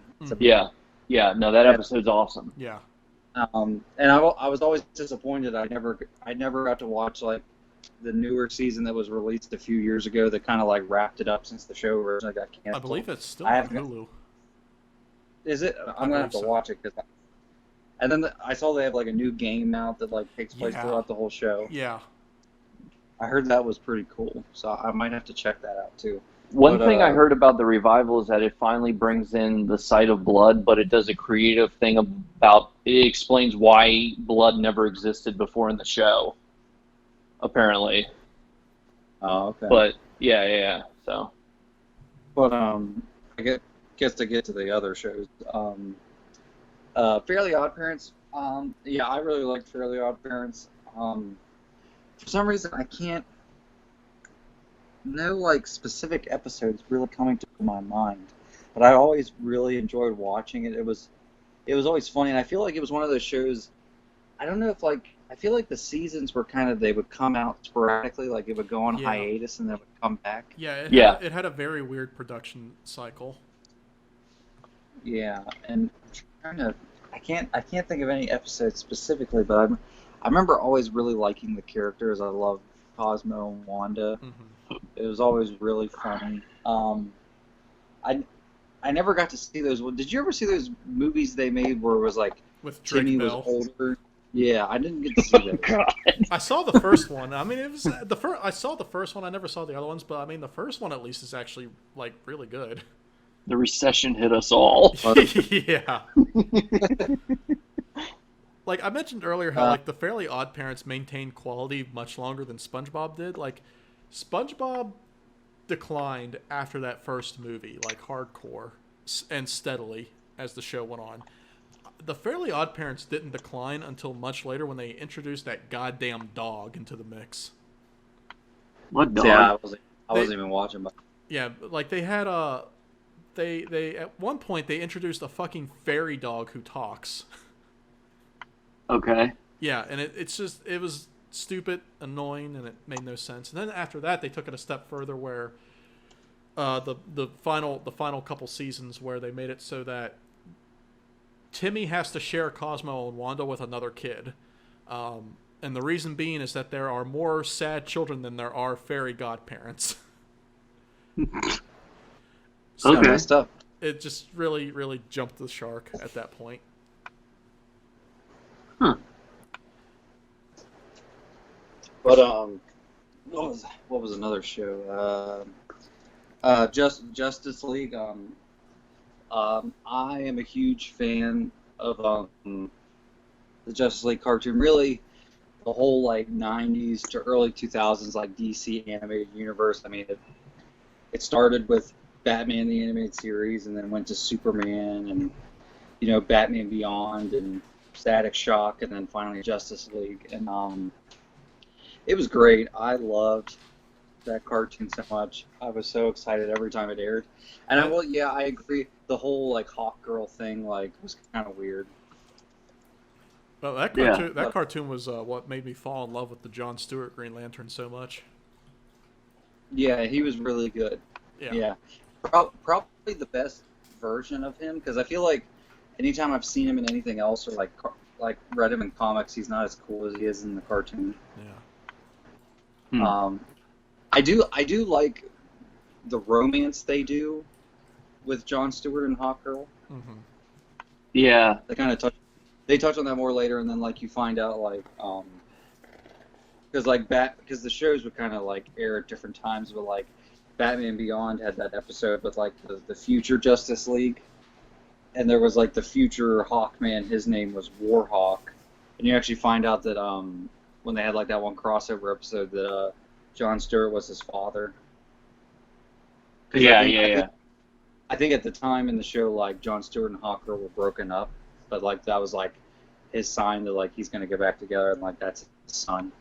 But I loved the Justice League cartoon. I'm trying to think of an episode that really stood out to me. I really liked the episode. It was a two-parter. It was mainly about Etrigan, because they would have guest characters every night, and Etrigan the Demon was the guest character. Dude, that's a name of a character that I haven't heard in a long time. Whatever happened to that character? Yeah, he pops up every now and then in the comics. It got canceled, but he had a comic when the New 52 started. It was called Demon Knights. Mm-hmm. But no, he's a really cool character, and like I said earlier, I'm a big King Arthur fan, and the villain in that episode was Morgan Le Fay, the witch from King Arthur, and I feel like that show touched more it had more characterization than other Cartoon Network shows. She played upon the Martian Manhunter's weakness, how his wife and his children were dead, and she'd make visions of she'd make herself look like his wife, and his children were back, and it was really sad. But no, it's great. And then the opening of that episode is great. It's the Siege of Camelot, and that was the whole thing with Etrigan. He was a knight named Jason Blood, and he betrayed King Arthur and let Morgan Le Fay's army into Camelot. And because he did it, Merlin cursed him, and Merlin is the one who made him into the demon. And it was just awesome. It's just an awesome episode from an awesome show. I think I sent this to Blake. I have to show it to you, Donnie. But do you remember the episode with the Justice Lords? Yeah. The evil versions of them. Yeah, the alternate universe. Yeah. Which is basically just Injustice now. Right. But back then it was kind of different. But yeah. I went to Second and Charles not too long ago, and they had 2 3-packs of the Justice Lord action figures. Oh, nice. And I have all the Justice Lords, but Hawk Girl, she wasn't in the one, because the one's Batman, Superman, Wonder Woman, the other one's Green Lantern, Flash, and Martian Manhunter. And I always thought their costumes were really cool looking. Yeah. Yeah, but no, yeah, big fan of that show. I love Justice League. What was the other? Fear Factor. Fear Factor, I never really watched. I remember just people would make jokes. I remember people would always bring up the Christmas episode, how they ate reindeer testicles. Yeah. Ew. I remember that one. It's so. Fear Factor was the gross out show. Like, it was basically they'd either just do crazy stunts or just eat gross shit. Like, I remember, like, I think they had to drink like a bunch of blood or something at one point. Yeah. It was just weird. And then Invader Zim. Invader Zim was one of those shows. Yeah, I feel like, I don't know. I feel like it was really popular at the time, but it didn't last that long. I feel like it was only around for like 2 years. Yeah. Maybe 3. Yeah, it was around for like two or 3 years. And I really liked Invader Zim. It was a very dark, eerie show. Mm-hmm. Like what Blake said, he had probably inspired by future things like Rick and Morty, like Bendham. Yeah. Which I've actually never watched Rick and Morty. Yeah, you're not missing much. But yeah, no, I always liked Invader Zim. It kind of had that dark, kind of cynical humor for a kid show. I'm surprised it didn't last longer. It probably didn't last very long because of Nickelodeon. But, yeah, no, it was another show I really liked. I wasn't the hugest fan of it, but I always really liked it. But yeah, no, that's pretty much all I got to say about those. So we're gonna go ahead and continue on with shows that ended in 2001. Pick up where we left off. So shows that ended in 2001. First one, Cousin Skeeter. Cousin Skeeter was just like a weird, goofy show that I remember like watching all the time as a kid. Another one, Spider-Man Unlimited, which was a cartoon that I was always kind of upset didn't last longer than it did. I thought it was a pretty worthy sequel of the Spider-Man animated series from the 90s. Mm-hmm.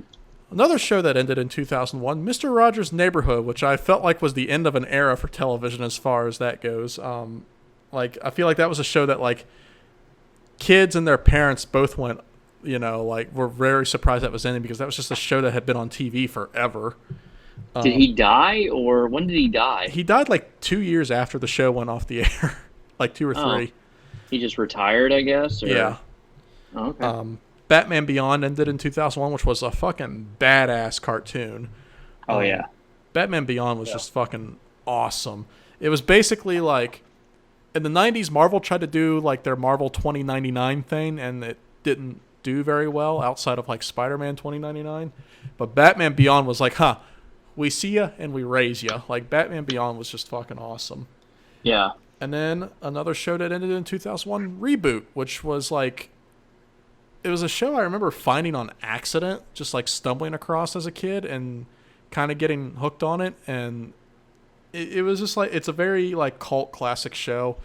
They brought it back like a year or two ago, and I use the term brought back very loosely because it doesn't even come close to fucking it's like not even close to the same show. It's more like Power Rangers, the new one. Yeah. But what do you guys remember about these shows or any other shows that ended in 2001? Batman Beyond's awesome. Like, that's, I mean, that's definitely. And then Reboot, I don't even. I only watch like bits of Reboot. I don't even know what Reboot's about, really. If you had to like actually put it into words, like do like a paragraph summary of like what it's even about. But I just know it's about a day in the life inside of a computer. Yeah, so like they live in a computer or whatever. I have one specific memory of the show Reboot, and it was like, they captured the villain or a villain, one of the villains, and he was like, so like are you gonna kill me? And he's like, or no, are you gonna delete me? And he goes, no, you'll be reprogrammed. I don't believe in deletion. And it's like, oh, wow, that's Reboot trying to be political for you. And just the way you said it, too, like, I don't believe in deletion. It's just whatever. But now that I think about it, Reboot was basically like Tron, like the Saturday morning version of Tron. Yeah, I don't. Yeah. It was like Tron mixed with like. If someone watched the music video for Blue by Eiffel 65, it was like, I want to make this into a show. And then Cousin Skeeter was funny, but Yeah, and then I'm amazed Cousin Skeeter didn't last as long, or didn't last longer than it did. So, Cousin Skeeter definitely had like a charm to it that was very unique. oh yeah, oh yeah. And I mean, like, I don't. It'd be interesting if they would try to bring him back, even though like I feel like they just wouldn't bother or even try. But Yeah. so yeah. What about you, Mike?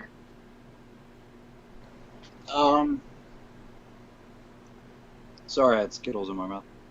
Loser. Yeah.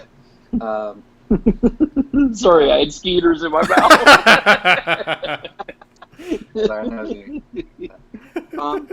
I remember watching Cousin Skeeter. I remember really liking it. I don't remember enough to like pick out like certain episodes in my head.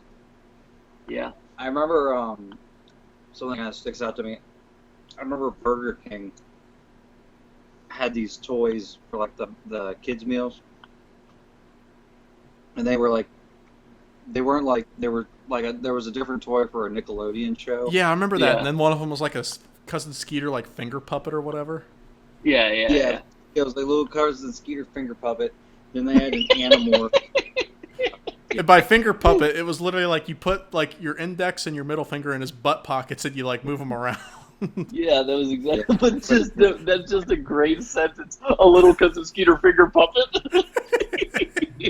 That was the only one I didn't have out of that group too. And I was so upset.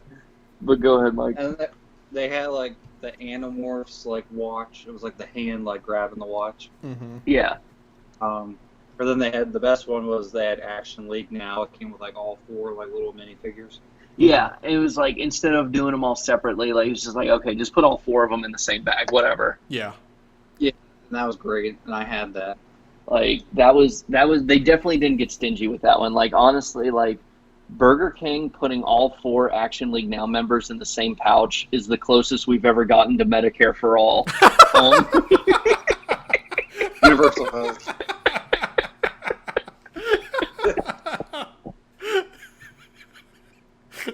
Nickelodeon was almost there. Yeah, totally off. Put the fucking attack that food did on your arteries, didn't it? I hope that allegory like hurt Donnie's soul as much as I wanted it to. Oh man, it did. Okay. But that was my extent of Cousin Skeeter. Spider-Man Unlimited. Yeah, Spider-Man Unlimited was really cool. I remember watching it. I feel like I couldn't tell. Is that supposed to be connected to the animated series? It's. I remember the first episode. It's like kind of hinted that it is, but like not like definitively. It's really weird. With what? The '90s cartoon. Oh, Spider-Man. Oh, Unlimited. Yeah, I mean, I kind of assumed it was just like a spiritual sequel to it. Yeah. Yeah, like the first episode kind of hints at it being like a direct sequel to the animated series, but like there's also like a lot of like conflicting plot points with that. At the very least, it is a spiritual successor. Yeah. Yeah. And the animation was really cool, and I always liked Spider-Man's costume, like how it had like a cape and Yeah.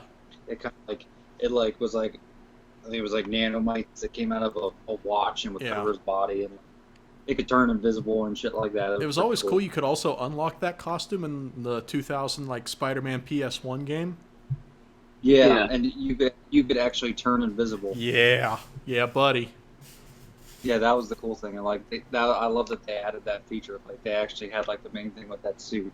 Mm-hmm. I remember it was kind of cool because you didn't really see that often. Like Venom and Carnage were actually like buddies in that. Yeah, and they looked fucking weird. Yeah, like Venom was like really big and like had spikes, and like Carnage was like literally a skeleton. Like his arms literally looked like bones. Mm-hmm. Like he had like a rib cage. Mm-hmm. And yeah, it had some cool ideas, and there was kind of like a good guy version of the Green Goblin. He had like kind of like pterodactyl wings. Mm-hmm. But yeah, no, it was one of those shows. I think it only lasted like a season or two. It lasted one season. One season, yeah. Yeah. I wish it would have lasted longer. Yeah. But Mr. Rogers' Neighborhood, it was one of those things I actually didn't realize it lasted that long. Yeah. That's crazy. Yeah. I remember watching Mr. Rogers a lot when I was little. One of my fondest memories as a kid was going to Idlewild, the little theme park. Have you guys ever been there? Oh yeah. And they had like the Mr. Rogers like trolley ride. Mm-hmm. Go through the trolley and like go through the tunnel, and then they'd have like the puppet show with like King Friday and stuff like that. Yeah. I remember doing that all the time. I have a great story to tell about that when you're finished, Michael, but go ahead. Oh yeah, no, and I don't have anything specific. I remember I'd always do that with my mom and my gammy, and that's one of my really fond memories of my gammy, is just like being on the trolley with her and my mom. But yeah, no, other than that, I don't really remember like a whole lot from the Mr. Rogers show. I mean, it didn't really have like standout episodes, but it was just, it was just a fun, kind of heartwarming show to watch. And then Batman Beyond, I feel like defined my tastes as a kid at the time. Like I loved Batman Beyond. I mean, everybody who knows me, I'm a huge Batman fan, but like I feel like Batman Beyond took it to the next level. Like I'm one of those people who's like still like to this day, like fingers crossed we get like a live action Batman Beyond movie in some shape or form. I love Terry McGinnis. Like the character actually is Batman Beyond. I think he's one of the best like DC characters ever made. Mm-hmm. Like just because he's so different from Bruce Wayne, but like just how he's just kind of this like smart aleck like kid who becomes the new Batman, and he actually fills the shoes very well. And it was one of those shows, like, since we're talking about how it ended, it only lasted, I think, 3 seasons. But, like, it just had such this impact. It has this, like, dark, cyberpunk look to it. Have you read any of the Batman Beyond comics, Mike? I haven't, like, physically read them, but I've, like, looked stuff up about them, and what I've read is really cool. Yeah, the current Batman Beyond comic that they have ongoing is pretty dope. I think isn't the current it's a girl now, isn't it? I haven't checked in a while, but not that I know of. I don't know if it's still going. There was a point where there was like, because they did a couple different things, like they've done like alternate reality things where like Damian Wayne was like Batman Beyond, and then they brought Terry back, and then they there was a girl character. I can't remember who the girl was that took over, but there was a girl Batman Beyond recently.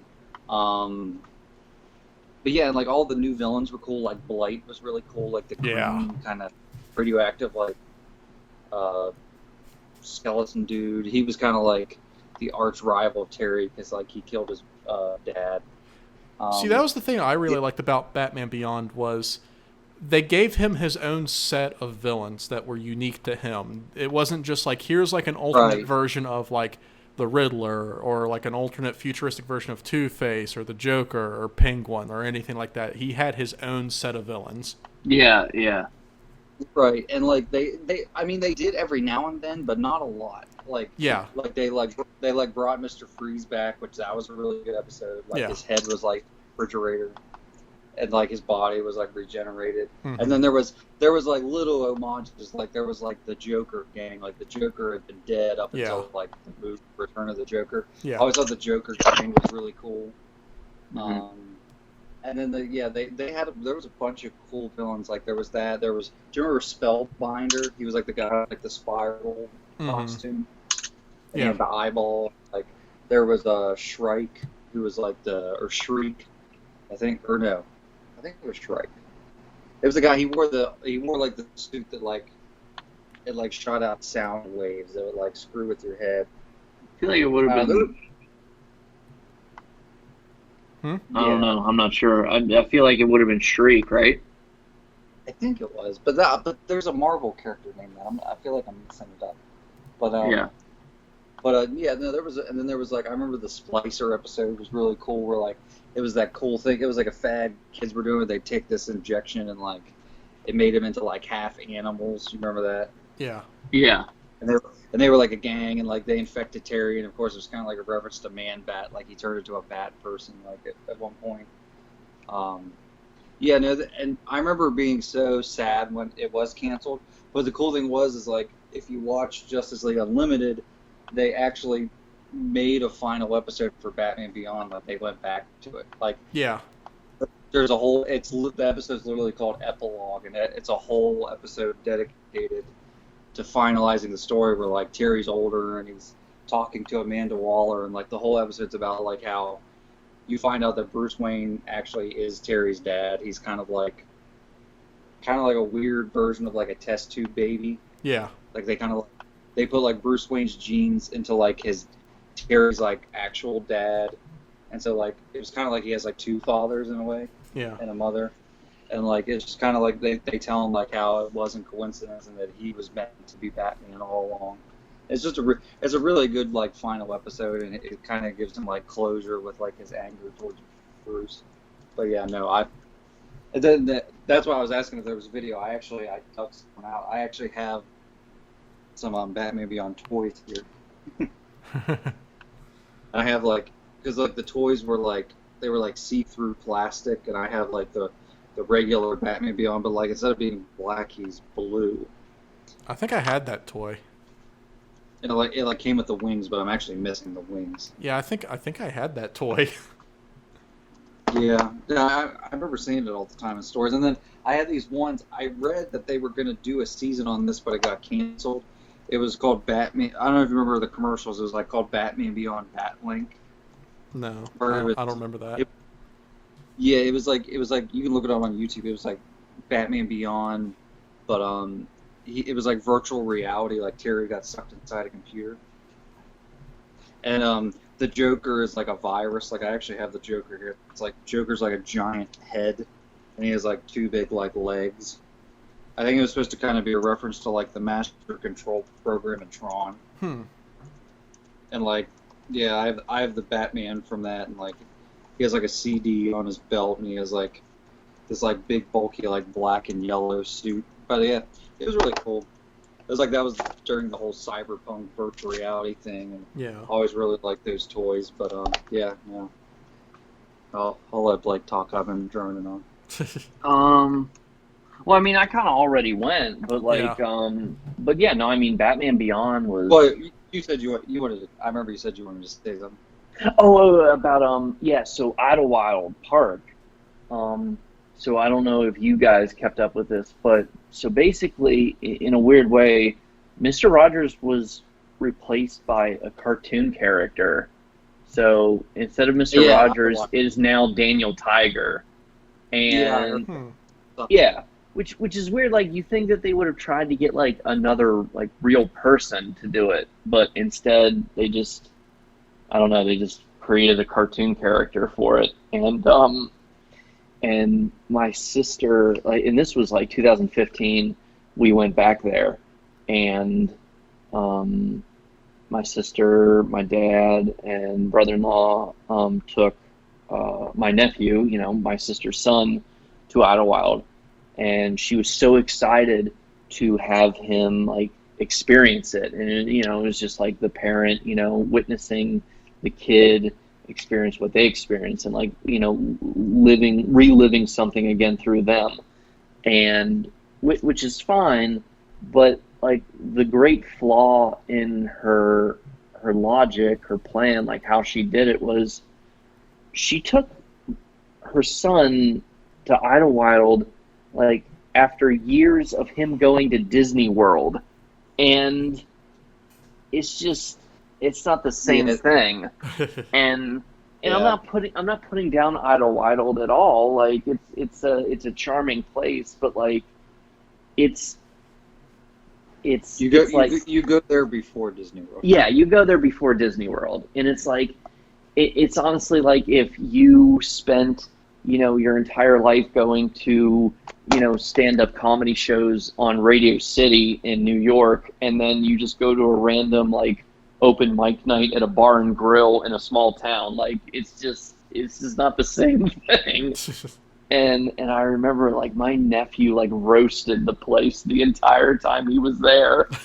And like I remember like we went to the outside theater, and like again it's an outside theater, and he's looking around the place, and like I'm gonna say it, like we're outside, so obviously like there is no floor. It's called the ground when you're outside, as Ron Swanson in Parks and Rec would say it.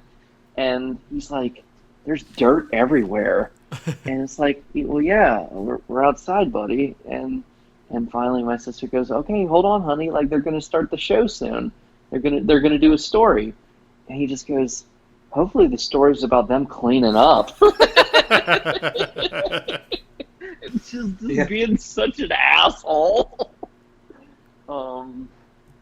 So yeah, but I mean, like again, like with all due respect and appreciation to Idlewild, like my sister kind of she got the order wrong on that one. She got the instructions wrong there, but yeah. So all right, well, let's move on to music of the year 2001. So I mentioned in the last podcast the music of the year 2000 was pretty diverse. Like you had a little bit of everything, but there was still like a lot of like boy bands and music like that still had a huge presence in the year 2000. Not so much in 2001. 2001 was when that like scene started to finally die, and then you start to see a lot more of like kind of alternative rock. You start to see the rise of like new metal and new grunge, and then you also there was also like a lot of like I noticed in 2001 there was a lot of like older rock bands from like the 80s and even the 70s that were like starting to like come back with a stronger presence. Like Aerosmith and Journey both had like really popular albums come out this year. Like Aerosmith had Just Push Play come out this year. But there was a few things that happened in the year 2001. A big one was the launch of iTunes and the release of the first iPod, which completely changed like the music scene forever. Gorillaz came out with their first album this year. Gorillaz was kind of one of those bands that like kind of the alternative scene that started to emerge this year. Along with Daft Punk, they had an album, Discovery, come out this year. And I remember hearing songs off this album all the time, like Digital Love and One More Time. One More Time. Yeah. I mentioned in the last podcast, Oops, I Did It Again by Britney Spears was the theme song of Girls Who Went to School to Start Fights. Well, Bodies by Drowning Pool that came out this year was the theme song for Boys Who Went to School to Start Fights. Fucking most try-hard song ever.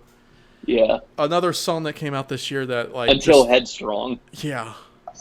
Another song that came out this year that I heard to the point that it annoyed the fuck out of me every time I heard it was Chop Suey by System of a Down. Yeah. That was another one of those like new metal bands that started to like emerge during this time, and like I couldn't really stand any of them. I remember Trevor loved System of a Down. And Trevor loved Gorillaz. Yeah. Yeah. And then also 2001 was when Michael Jackson had his 30th anniversary. He celebrated his 30th anniversary as a solo artist, releasing what would be his final album, Invincible, which was kind of lackluster. And then also having a 30th anniversary celebration in New York City in September of that year. Which it was weird because it's like I remember it kind of being a big deal that Michael Jackson was celebrating his 30th anniversary, but it was also like not as many people cared as you would think at this point for multiple reasons. Wait, did he plan on that being his last album? No, I don't think so. No. Okay. Yeah. You know, we'll get more in depth about the stigma around Michael Jackson when we get to that year, but for now we're just gonna focus on him as an artist. That's fair. But you know, like that's a lot of the big stuff that happened in the year 2001 music wise. What do you guys think and remember? Side note, I will say I did not know iTunes and iPod launched all the way back in 2001. I thought that shit was like way later than what it was. No, that sounds about right to me, at least personally. I mean, iTunes maybe, but I did not expect the iPod to like have released that year. I think it's funny now though. Like recently, iTunes isn't really a thing now. Now it's just like I don't even think you can buy iTunes anymore. It's now just like you get a subscription to Apple Music. iTunes still exists, but they are slowly phasing it out. Yeah, they're trying to. I mean, Discovery by Daft Punk is, I think it's a pretty good album, especially for its time.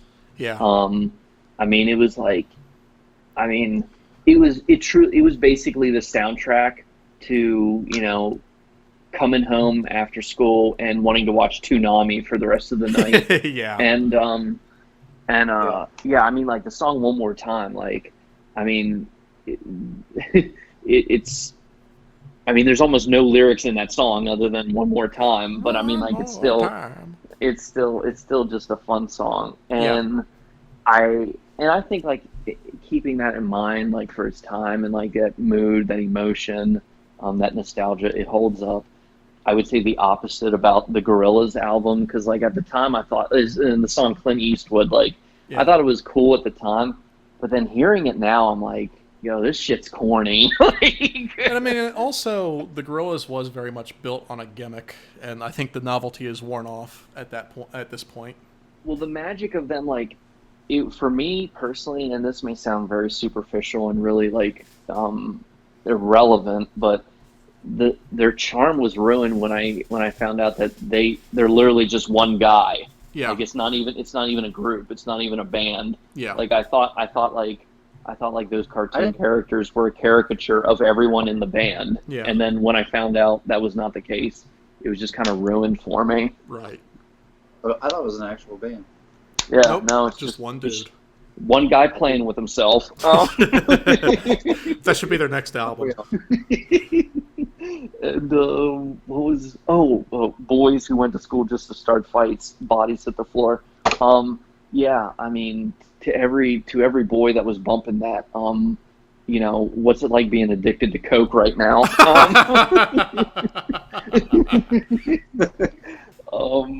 And what was another? Oh, that Michael Jackson album you mentioned, Donnie. That actually has my personal favorite Michael Jackson song on it.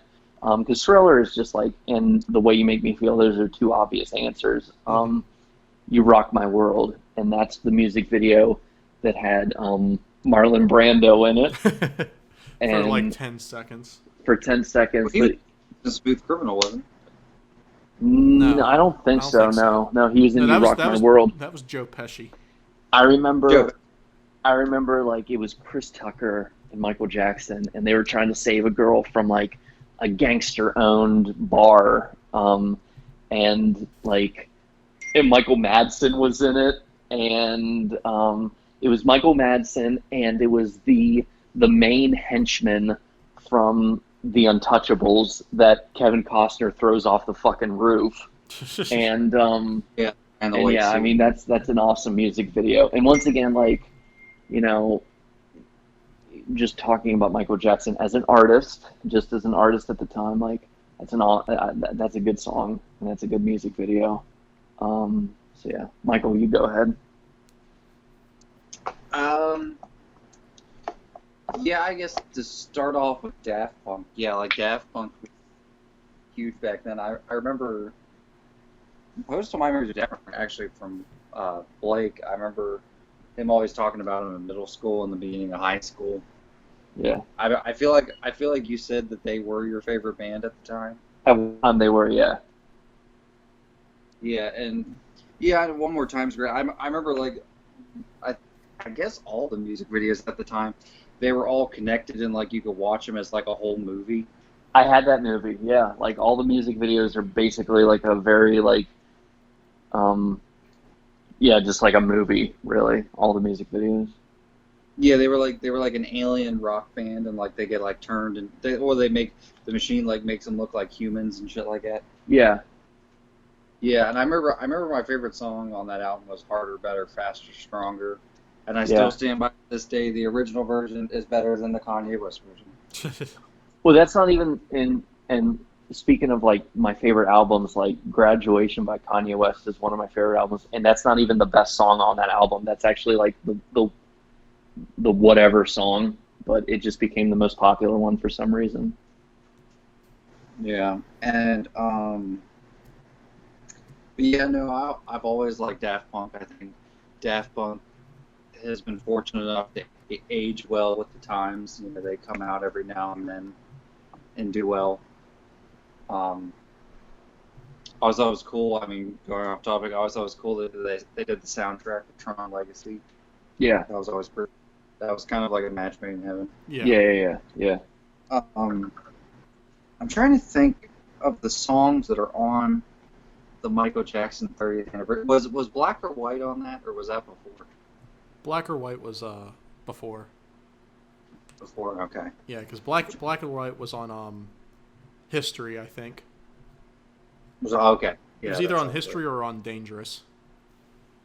Okay. Yeah, I mean, I'm trying to. It's one of those things. It's like it just depended on the music. I didn't really like pay attention to a lot to like albums when I was a kid. Mm-hmm. Yeah. I mean, mainly like popular artists. I would pick out like their old songs on like the radio or whatever. But like, Yeah. I was only just kind of getting into albums then. Bodies, Drowning Pool. That's like the big metal one-hit wonder. Yeah. Early 2000s. I remember you would just hear it everywhere, and don't get me wrong, I'm guilty of liking it, But you didn't bump it, like, you didn't overly bump it though. Oh no, it was like you're not addicted to Coke. Yeah. Not yet, but not yet. But no, I mean in hindsight, like if I hear the song, I think it's funny. But speaking of the new metal scene, I mean it's not really on the list, but you guys mentioned it. It's kind of funny. My favorite band, they're not really new metal anymore, but like they were considered at the time. Then like my favorite band is Slipknot, and that's how they started off. Mm-hmm. And I don't know. I was always a sucker for like new metal bands. I actually didn't really listen to them at the time, but I kind of listened to them more in high school. Yeah. I'd have to credit Moon and Trainer for that. They kind of got me into that. Yeah. And Kogel. Yeah. But yeah, I liked all those bands. Like, I mean, Limp Bizkit not as much. They're more like you listen to them because you think it's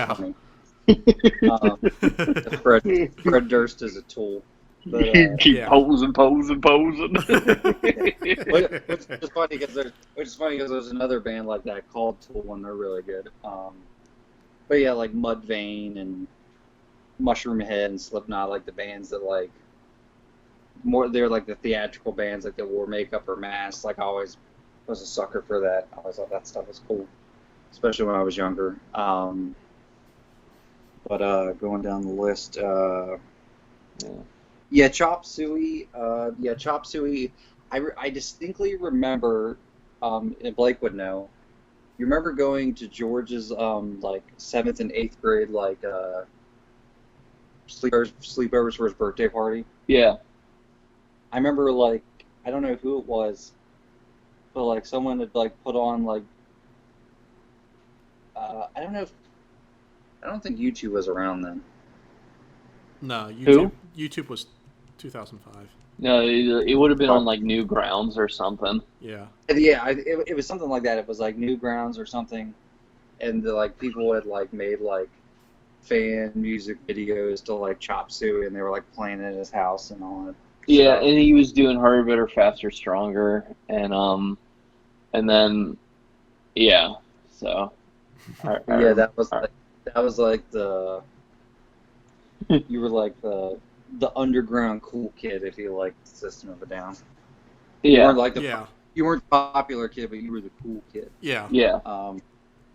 My favorite memory of those like sleepovers was like Brad would be going around being like, I'm gonna be the last one to fall asleep. I'm staying up all night. Hey, raise your hand if you're gonna be up all night.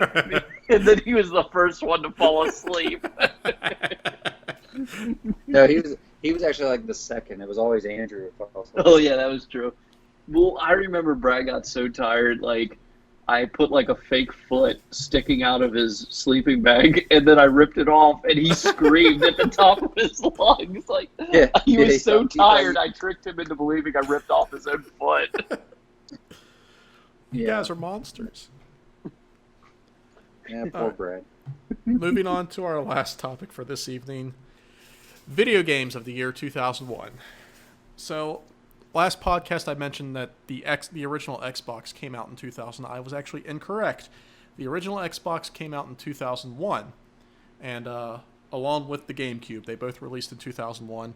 The Xbox, so. the Xbox, I've never owned an Xbox system in my life. I've just never been a fan of them. The original game, the GameCube, I didn't own a GameCube at first either. I just was not a fan of Nintendo very much at that time. And then also, it was interesting, the rise of Xbox started this year at the same time as the fall of Sega. In 2001, Sega decided to discontinue the Dreamcast, which had just come out maybe a year or two prior. And they decided to not make consoles anymore. The Dreamcast was a very interesting system, in some ways ahead of its time, but it just didn't have the games to carry it, and it just paled so much in comparison to everything else that was out at the time. But this is like interesting to give you an idea of like how tumultuous the Dreamcast, was. The best-selling game for the Dreamcast, which was Sonic Adventure 2, came out 3 months after Sega announced that they were discontinuing the console. Yeah. Wait, say that again. I'm sorry. The best-selling game on the Dreamcast, which is Sonic Adventure 2, released 3 whole months after Sega announced that they were discontinuing the console. Yeah, that's funny. That was their last hurrah. Yeah. Some other games that came out in 2001, Halo, which kicked off a whole cult. Halo was just a series I was never a fan of. Go ahead, Mike. I was going to say, more than a cult, it's like, I would say it's a cultural phenomenon. Yeah, like at least as far as the first 3 games go. Halo was just a series I just never got into, partially because I'd never owned an Xbox. But, I mean, it's just, first-person shooters in general are very, very, very hit and miss for me. And then also, Master Chief just isn't an interesting character to me. I don't even really consider him a character, really, because there's nothing to him. But I mean, Donnie, he's like the one hero whose first name is John. Right. Yeah. Excuse the hell out of me. But I mean, of course, every time I would go to a friend's house, somebody other than me had an Xbox, and Halo was like the go-to party game if an Xbox was around. Yeah. Another game that came out in 2001, which was the go-to party game if somebody had a GameCube, was Super Smash Bros. Melee. Again, not a huge fan of Smash Brothers, but even back then, everybody was like, "Hey, we got Smash Brothers. We're gonna play some fucking Smash Brothers." All right, gear up, dude. We're going. My favorite game of all time came out in 2001, Final Fantasy X on the PS2.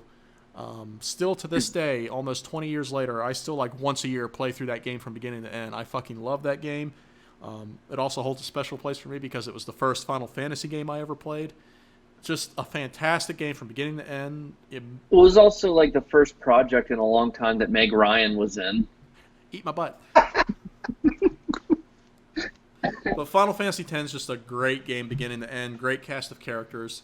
I highly recommend playing it to anybody because it was recently, a couple years ago, remastered for the PS4. So if you haven't played it, I definitely recommend picking it up. Another game that came out in 2001 was Crash Bandicoot: The Wrath of Cortex. I bring this game up because it was one of the first games I got on PS2. And during the PS1, I was a huge fucking fan of Crash Bandicoot. So when this game came out on PS2, of course, it was like one of the first games I picked up for the PS2. And by God, what a disappointment it was. That was like my first example as a kid of like being like just supremely let down. And then a big game that like still endears people to this day that came out in 2001 was Luigi's Mansion. Which was like the first time that Player 2 finally got his own moment in the spotlight. So, That being said, what do you guys remember about any of these? What are your thoughts on these? You go first, Blake. Luigi's Mansion is awesome. And it's like, it's one of the few, and obviously it's Luigi, not Mario, whatever, but like, it's one of the few Mario games that doesn't feel like a rerun. And yeah, I mean, it's just like, it was cool. Like, that was cool. Like, there was like, oh, okay, like, Nintendo's actually going to try to be different. And I remember, like, it was like Ghostbusters, if done by Nintendo. And there was one one thing that always irked me, which was, like, very recently, the third one finally came out on the Switch. And Luigi's Mansion 2 was like, instead of being on GameCube or Wii or whatever, it was a DS game. Yeah. And like, I could be completely out of line or in the wrong when I say this, but for me at the time, I just kind of had this like attitude where, like, a big console getting a sequel on a handheld is like the equivalent of a straight to DVD sequel. Like, that was just kind of weird for me. But no, Luigi's Mansion is super fun. A game I don't, unless you sped through it real quick, a game that was like really underrated, even though it had like 2 more sequels or whatever, was Pikmin. Like, that's a very underrated game. Really fun. And then Sonic Adventure 2 Battle was really fun on the GameCube. Super Smash Bros. Melee, I mean, yeah, it's kind of like the cliche like hack answer, but I mean, it kind of earned it. Animal Crossing was introduced that year as well. Talk about a tedious fucking game. And that Animal Crossing, and that comes that's coming from somebody who plays Civilization. Yeah. And then yeah, so, and then Halo, like, respect for like the pop cultural phenomenon, but I mean, yeah, I mean, looking back, like, Halo 1 is just so bland. And it's a very rough game. I mean, it's the basic bitch game. Well, I think Halo 1 was probably like a beta test for Halo 2, and I say that because the original Xbox was literally a beta version of the 360. Like, the 360 was supposed to be the first Xbox. But Halo 2 was on Xbox One also, or the first Xbox, we have to call it now. Like, now it gets confusing. But anyway, but Halo 2 is like way better. Like, that is a legit superior sequel. And what were some popular PS2 titles that year? Like I said, Final Fantasy X, Crash Bandicoot, Wrath of Cortex. Yeah, one day I'll actually play Final Fantasy X. Yeah, I loaned it to you a couple years ago, and you made it like maybe midway through the game. And yeah, I didn't get to see the main character reunited with Tom Hanks. So go to hell. Okay, Michael, you go ahead. Okay. So I guess I'll start off with Sega. I never owned a Dreamcast. In hindsight, I wish I did. I kind of want to one day like buy one. Mm-hmm. I don't know. I've kind of gotten bigger into like retro gaming. Yeah. I guess it's just mainly because I feel old and I want to play stuff that reminds me of being a kid. Yeah, that's fair. I've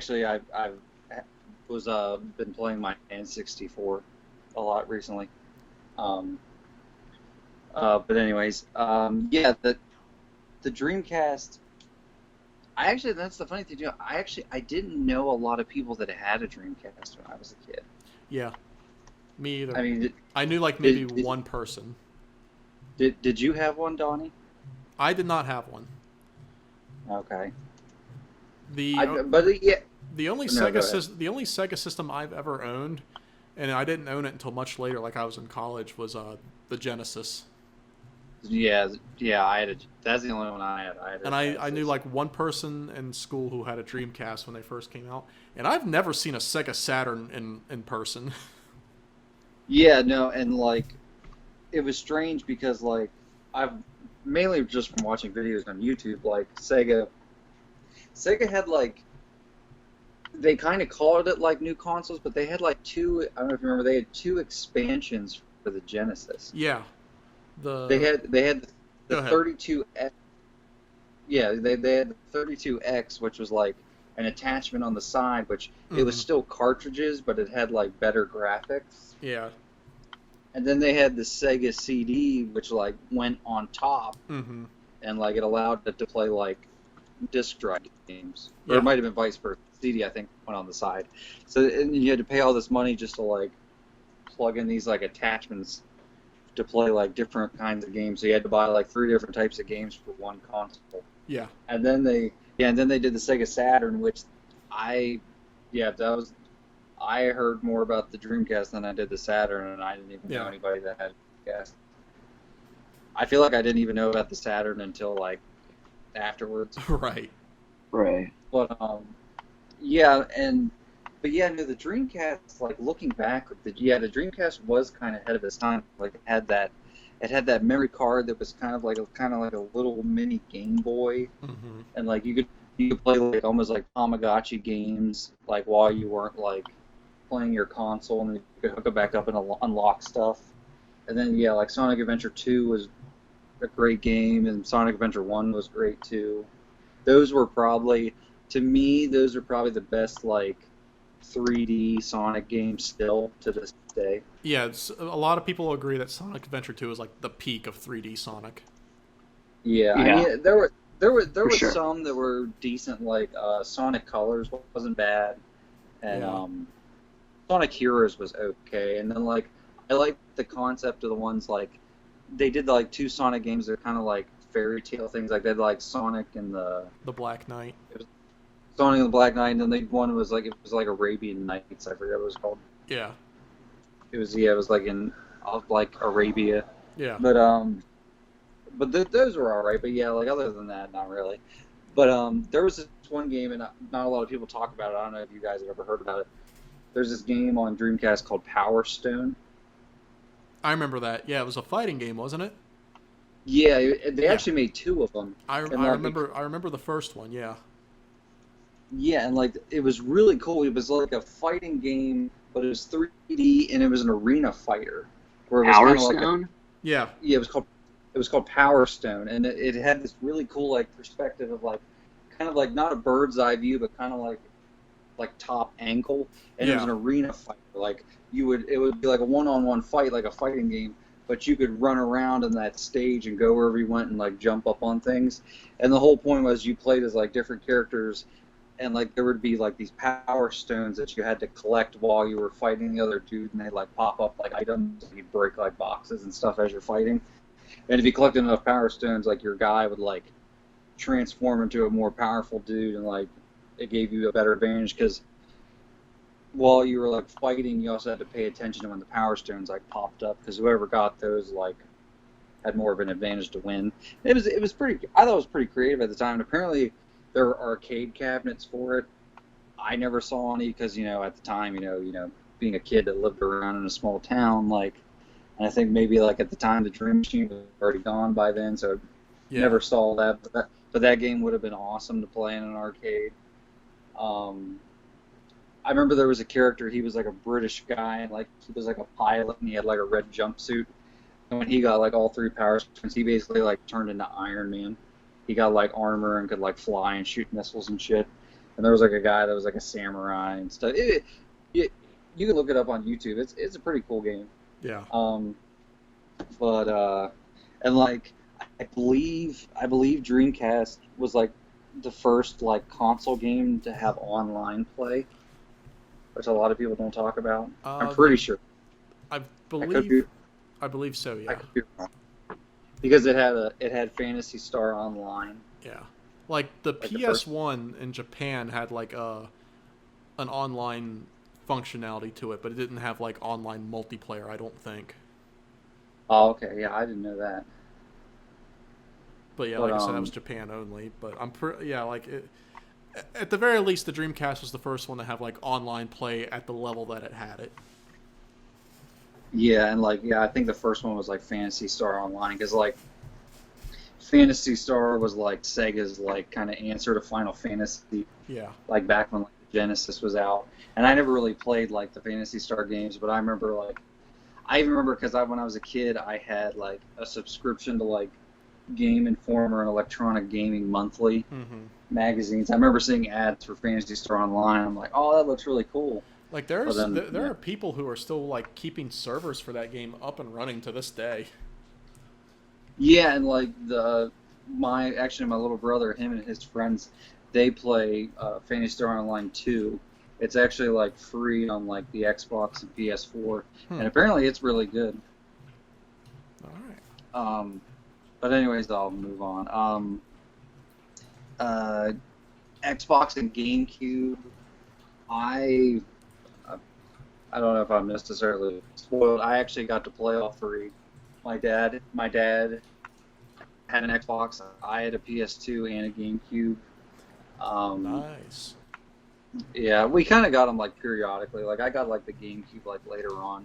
I actually got the black GameCube that came with that Zelda collection. I don't know if you guys ever played that. No. Yeah, I had that. Yeah.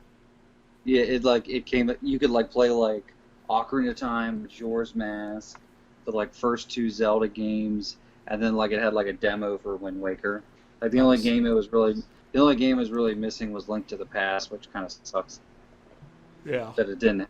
But I don't know. Like I've never been like favored one or the other. Like I've always been a fan of all the consoles. Mm-hmm. That was kind of my goal. Like I was kind of like a jack of all trades and a master of none, which really describes me with the games because there's so many games that I would just play and I never beat, which I feel like I'm too scatterbrained. Like I play something for a little bit and then I want to play something else. Yeah. But Halo, like with Xbox, like I played the shit out of Halo. The kids in my neighborhood always played Halo. Like my neighbor Josh, like him and his friend Ryan, we always played Halo. I feel like Xbox and Halo, it was like it came out at the right place at the right time.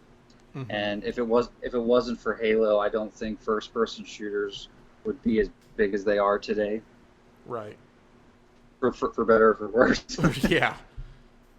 But no, it's one of those things, and I'll agree. Like over time, like mainly when by the time Halo 3 came out, I was kind of annoyed with Halo. Like I got tired of hearing about it. Yeah. Because I feel like that's what everybody talked about when he brought up video games. Oh my God, yeah. But I will say, like in hindsight, like looking at some games now, I feel like it's like wow, like Halo's like way better than these games. Because like I don't know if you guys ever played because like Bungie left like Microsoft and like now like Microsoft and 343 Studios does Halo and like Bungie left. Mm-hmm.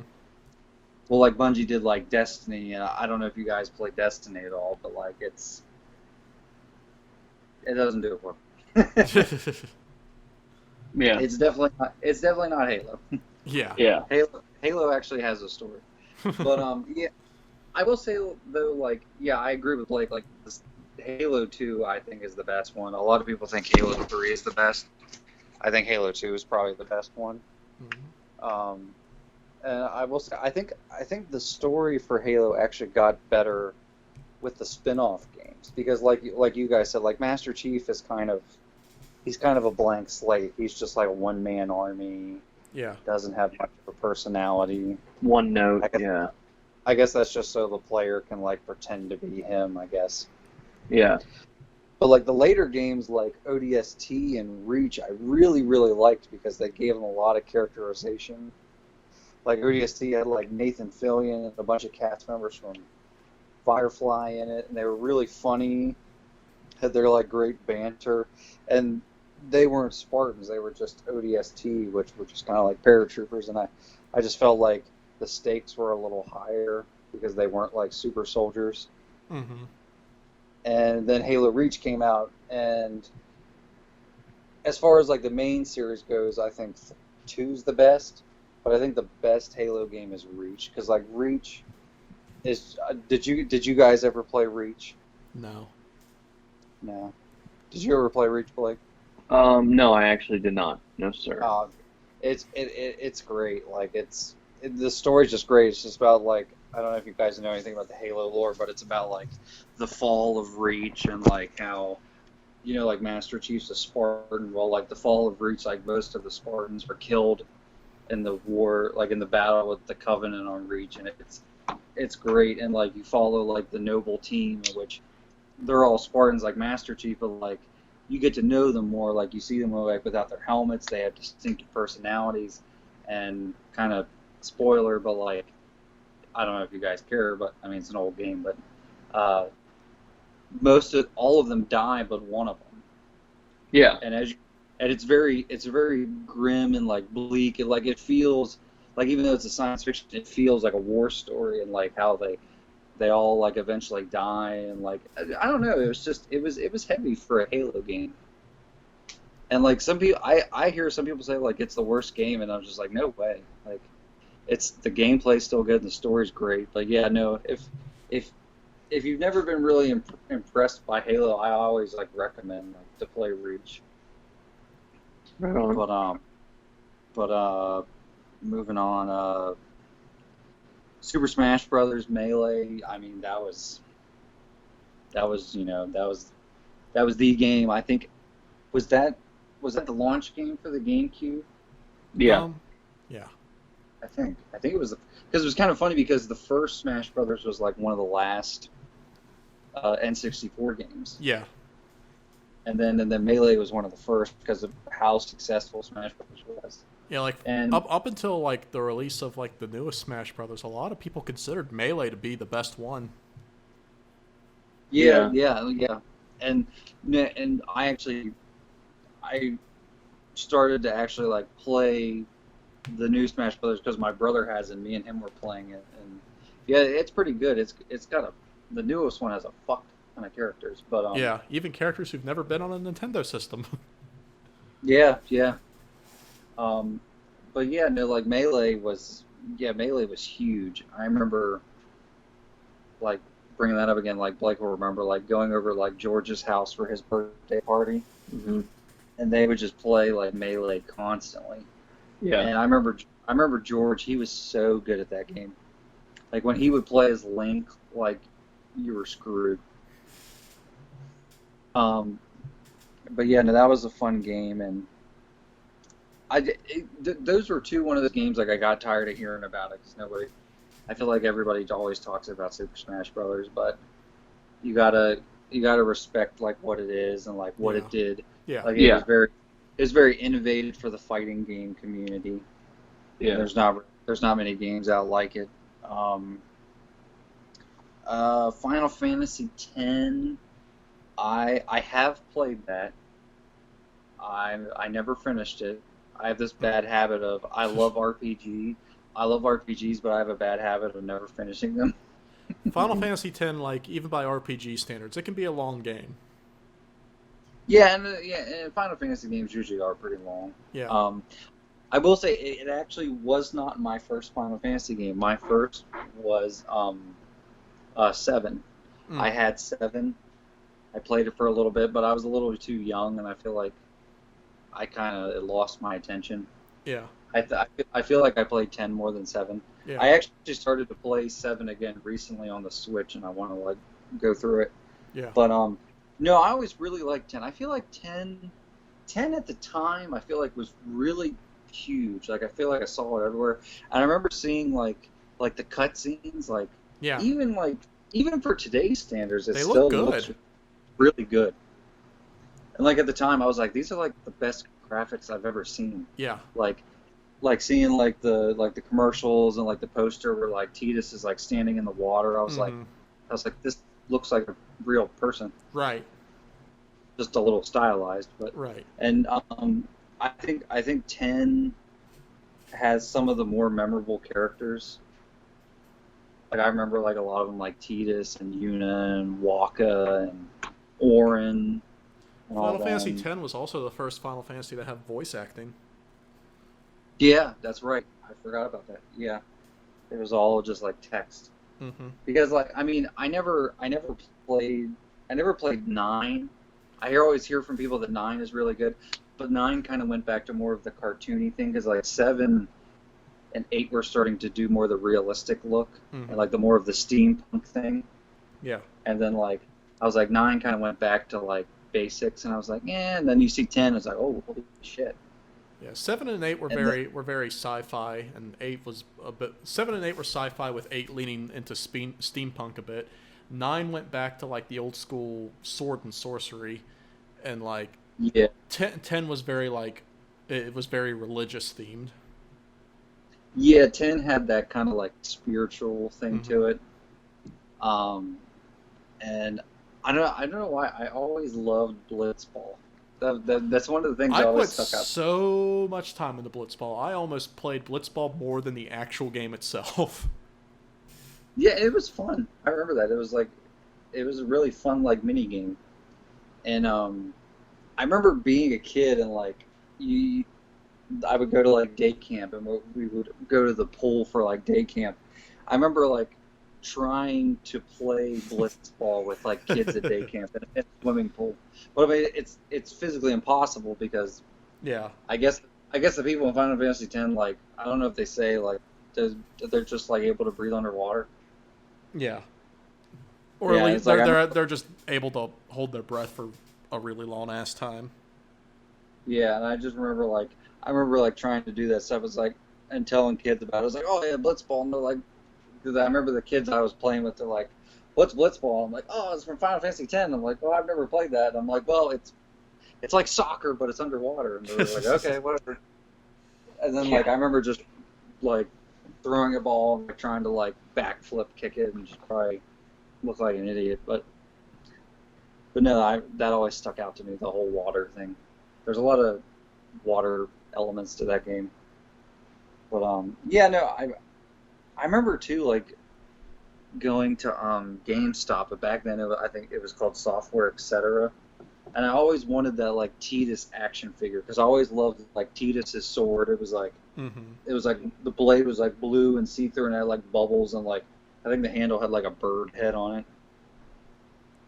Something like that. Um, yeah, and like and I was one of those kids that always called him Titus, and then when I found out it was pronounced Titus, I'm like that's stupid. Yeah, no, it was a cool game. I need to. It's one of those games I need to revisit again.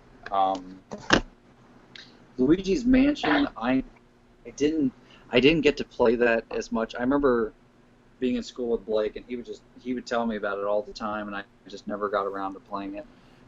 Either of you guys played the Luigi's Mansion like arcade game? I did. They have it at Tilt in Hagerstown, and Yeah, I played it. that's where I played it. It doesn't It's make a not very bad. it's all right. It doesn't make a very good arcade game in my opinion. Yeah, no, it Well, it's one kind of those of games that you play for 2 seconds and you die. Yeah, It's just like, pretty and much.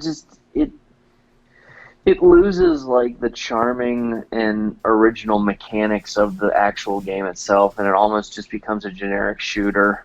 Yeah. yeah. But I feel like I played a little bit of it, but not a whole lot. But I remember always hearing about Blake. It was one of your like favorite games. Yeah, Um, it was a good one. Crash, the Wrath of Cortex. I don't I don't remember if I ever played that one. I feel like most of Crash that I played was like the first three. Yeah. Because what was it? What number was the Wrath of Cortex? Like what game was that? 6. Because you had the first 3, and then you had Crash Team Racing, and then you had Crash Bash, which was basically the Crash Bandicoot Mario Party, and then you had Wrath of Yeah. Cortex. Yeah, I don't think I got that far. I think I played up to about the third one, and I don't think I played that one. Yeah, like I said, for me, like being a huge fan of Crash Bandicoot during the PS1 years, and then getting the Wrath of Cortex, like one of the first games on the PS2, like, oof, that was a huge moment of disappointment for me as a kid. Yeah, it wasn't any good. I mean, it's all right, but like, it's a very noticeable decline in quality because at that point, Naughty Dog had left Crash, so it was they were doing Jack and Daxter at that time. right. So it was a very noticeable decline in quality, and it was also like the fact that it was basically a carbon copy of the third game. So it didn't really bring anything new to the table. The very little it did bring that was new, it was not very good. Yeah. Did Jack and Daxter come out in 2001? I think Jack and Daxter came out in 2002, I believe. Okay, I'm trying to remember of like launch titles for the PS2. I can't think of any. Because the PS2 launched the year before. Yeah. All of 2000. Yeah, that's right. Yeah. Did you guys talk about that like last time? Mm-hmm. Yeah. Oh, okay. I'm trying. See, this thing, I can't even remember the first game I had for PS2. I think I might have gotten my PS2 late. I feel like the first game that's like coming to my mind that I had for PS2 was the Spider-Man game, like the first Tobey Maguire movie game. I remember that game. That would have been 2002. Yeah. Yeah, I think I might have gotten it late. Because a lot of the times I didn't get consoles like right when they came out. Yeah.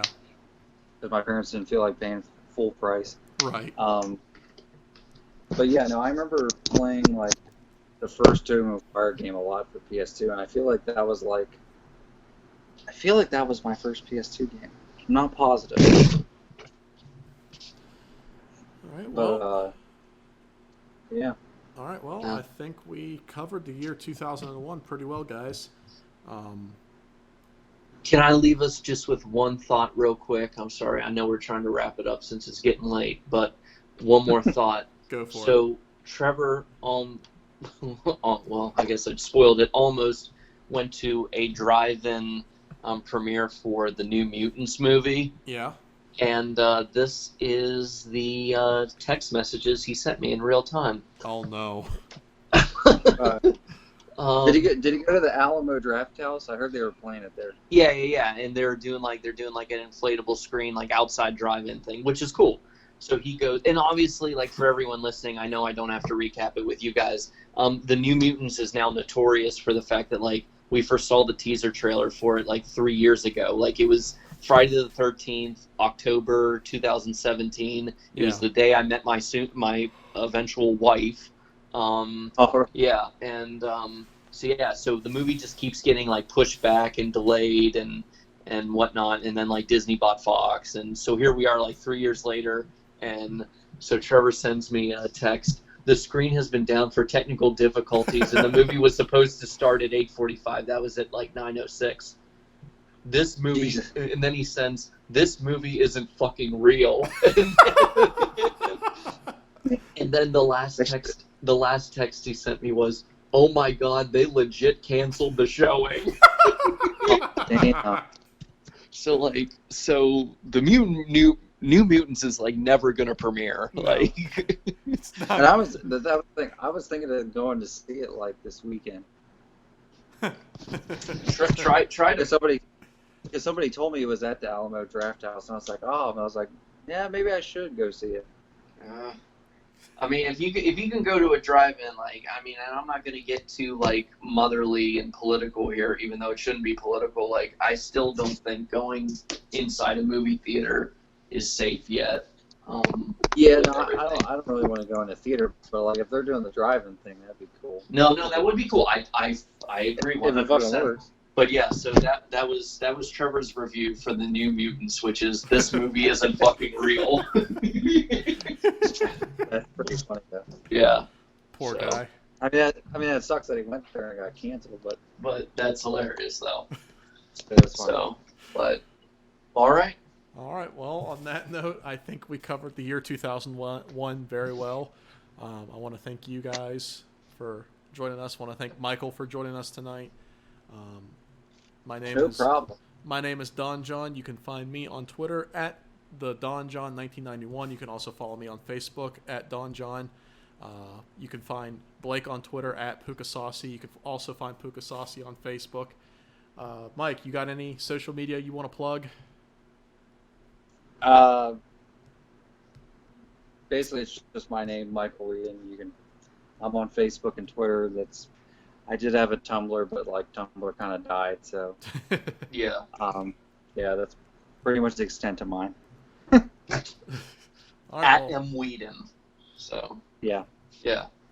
all right, well, be sure if you guys tuned in late for this show or missed the last episode, you can always catch up on YouTube as well as Spotify, Apple, Google Podcasts, and hopefully soon Pandora. Still waiting on the approval for that. So, Nice. on that note, hope you guys have a good evening. It was fun. Be good and be safe.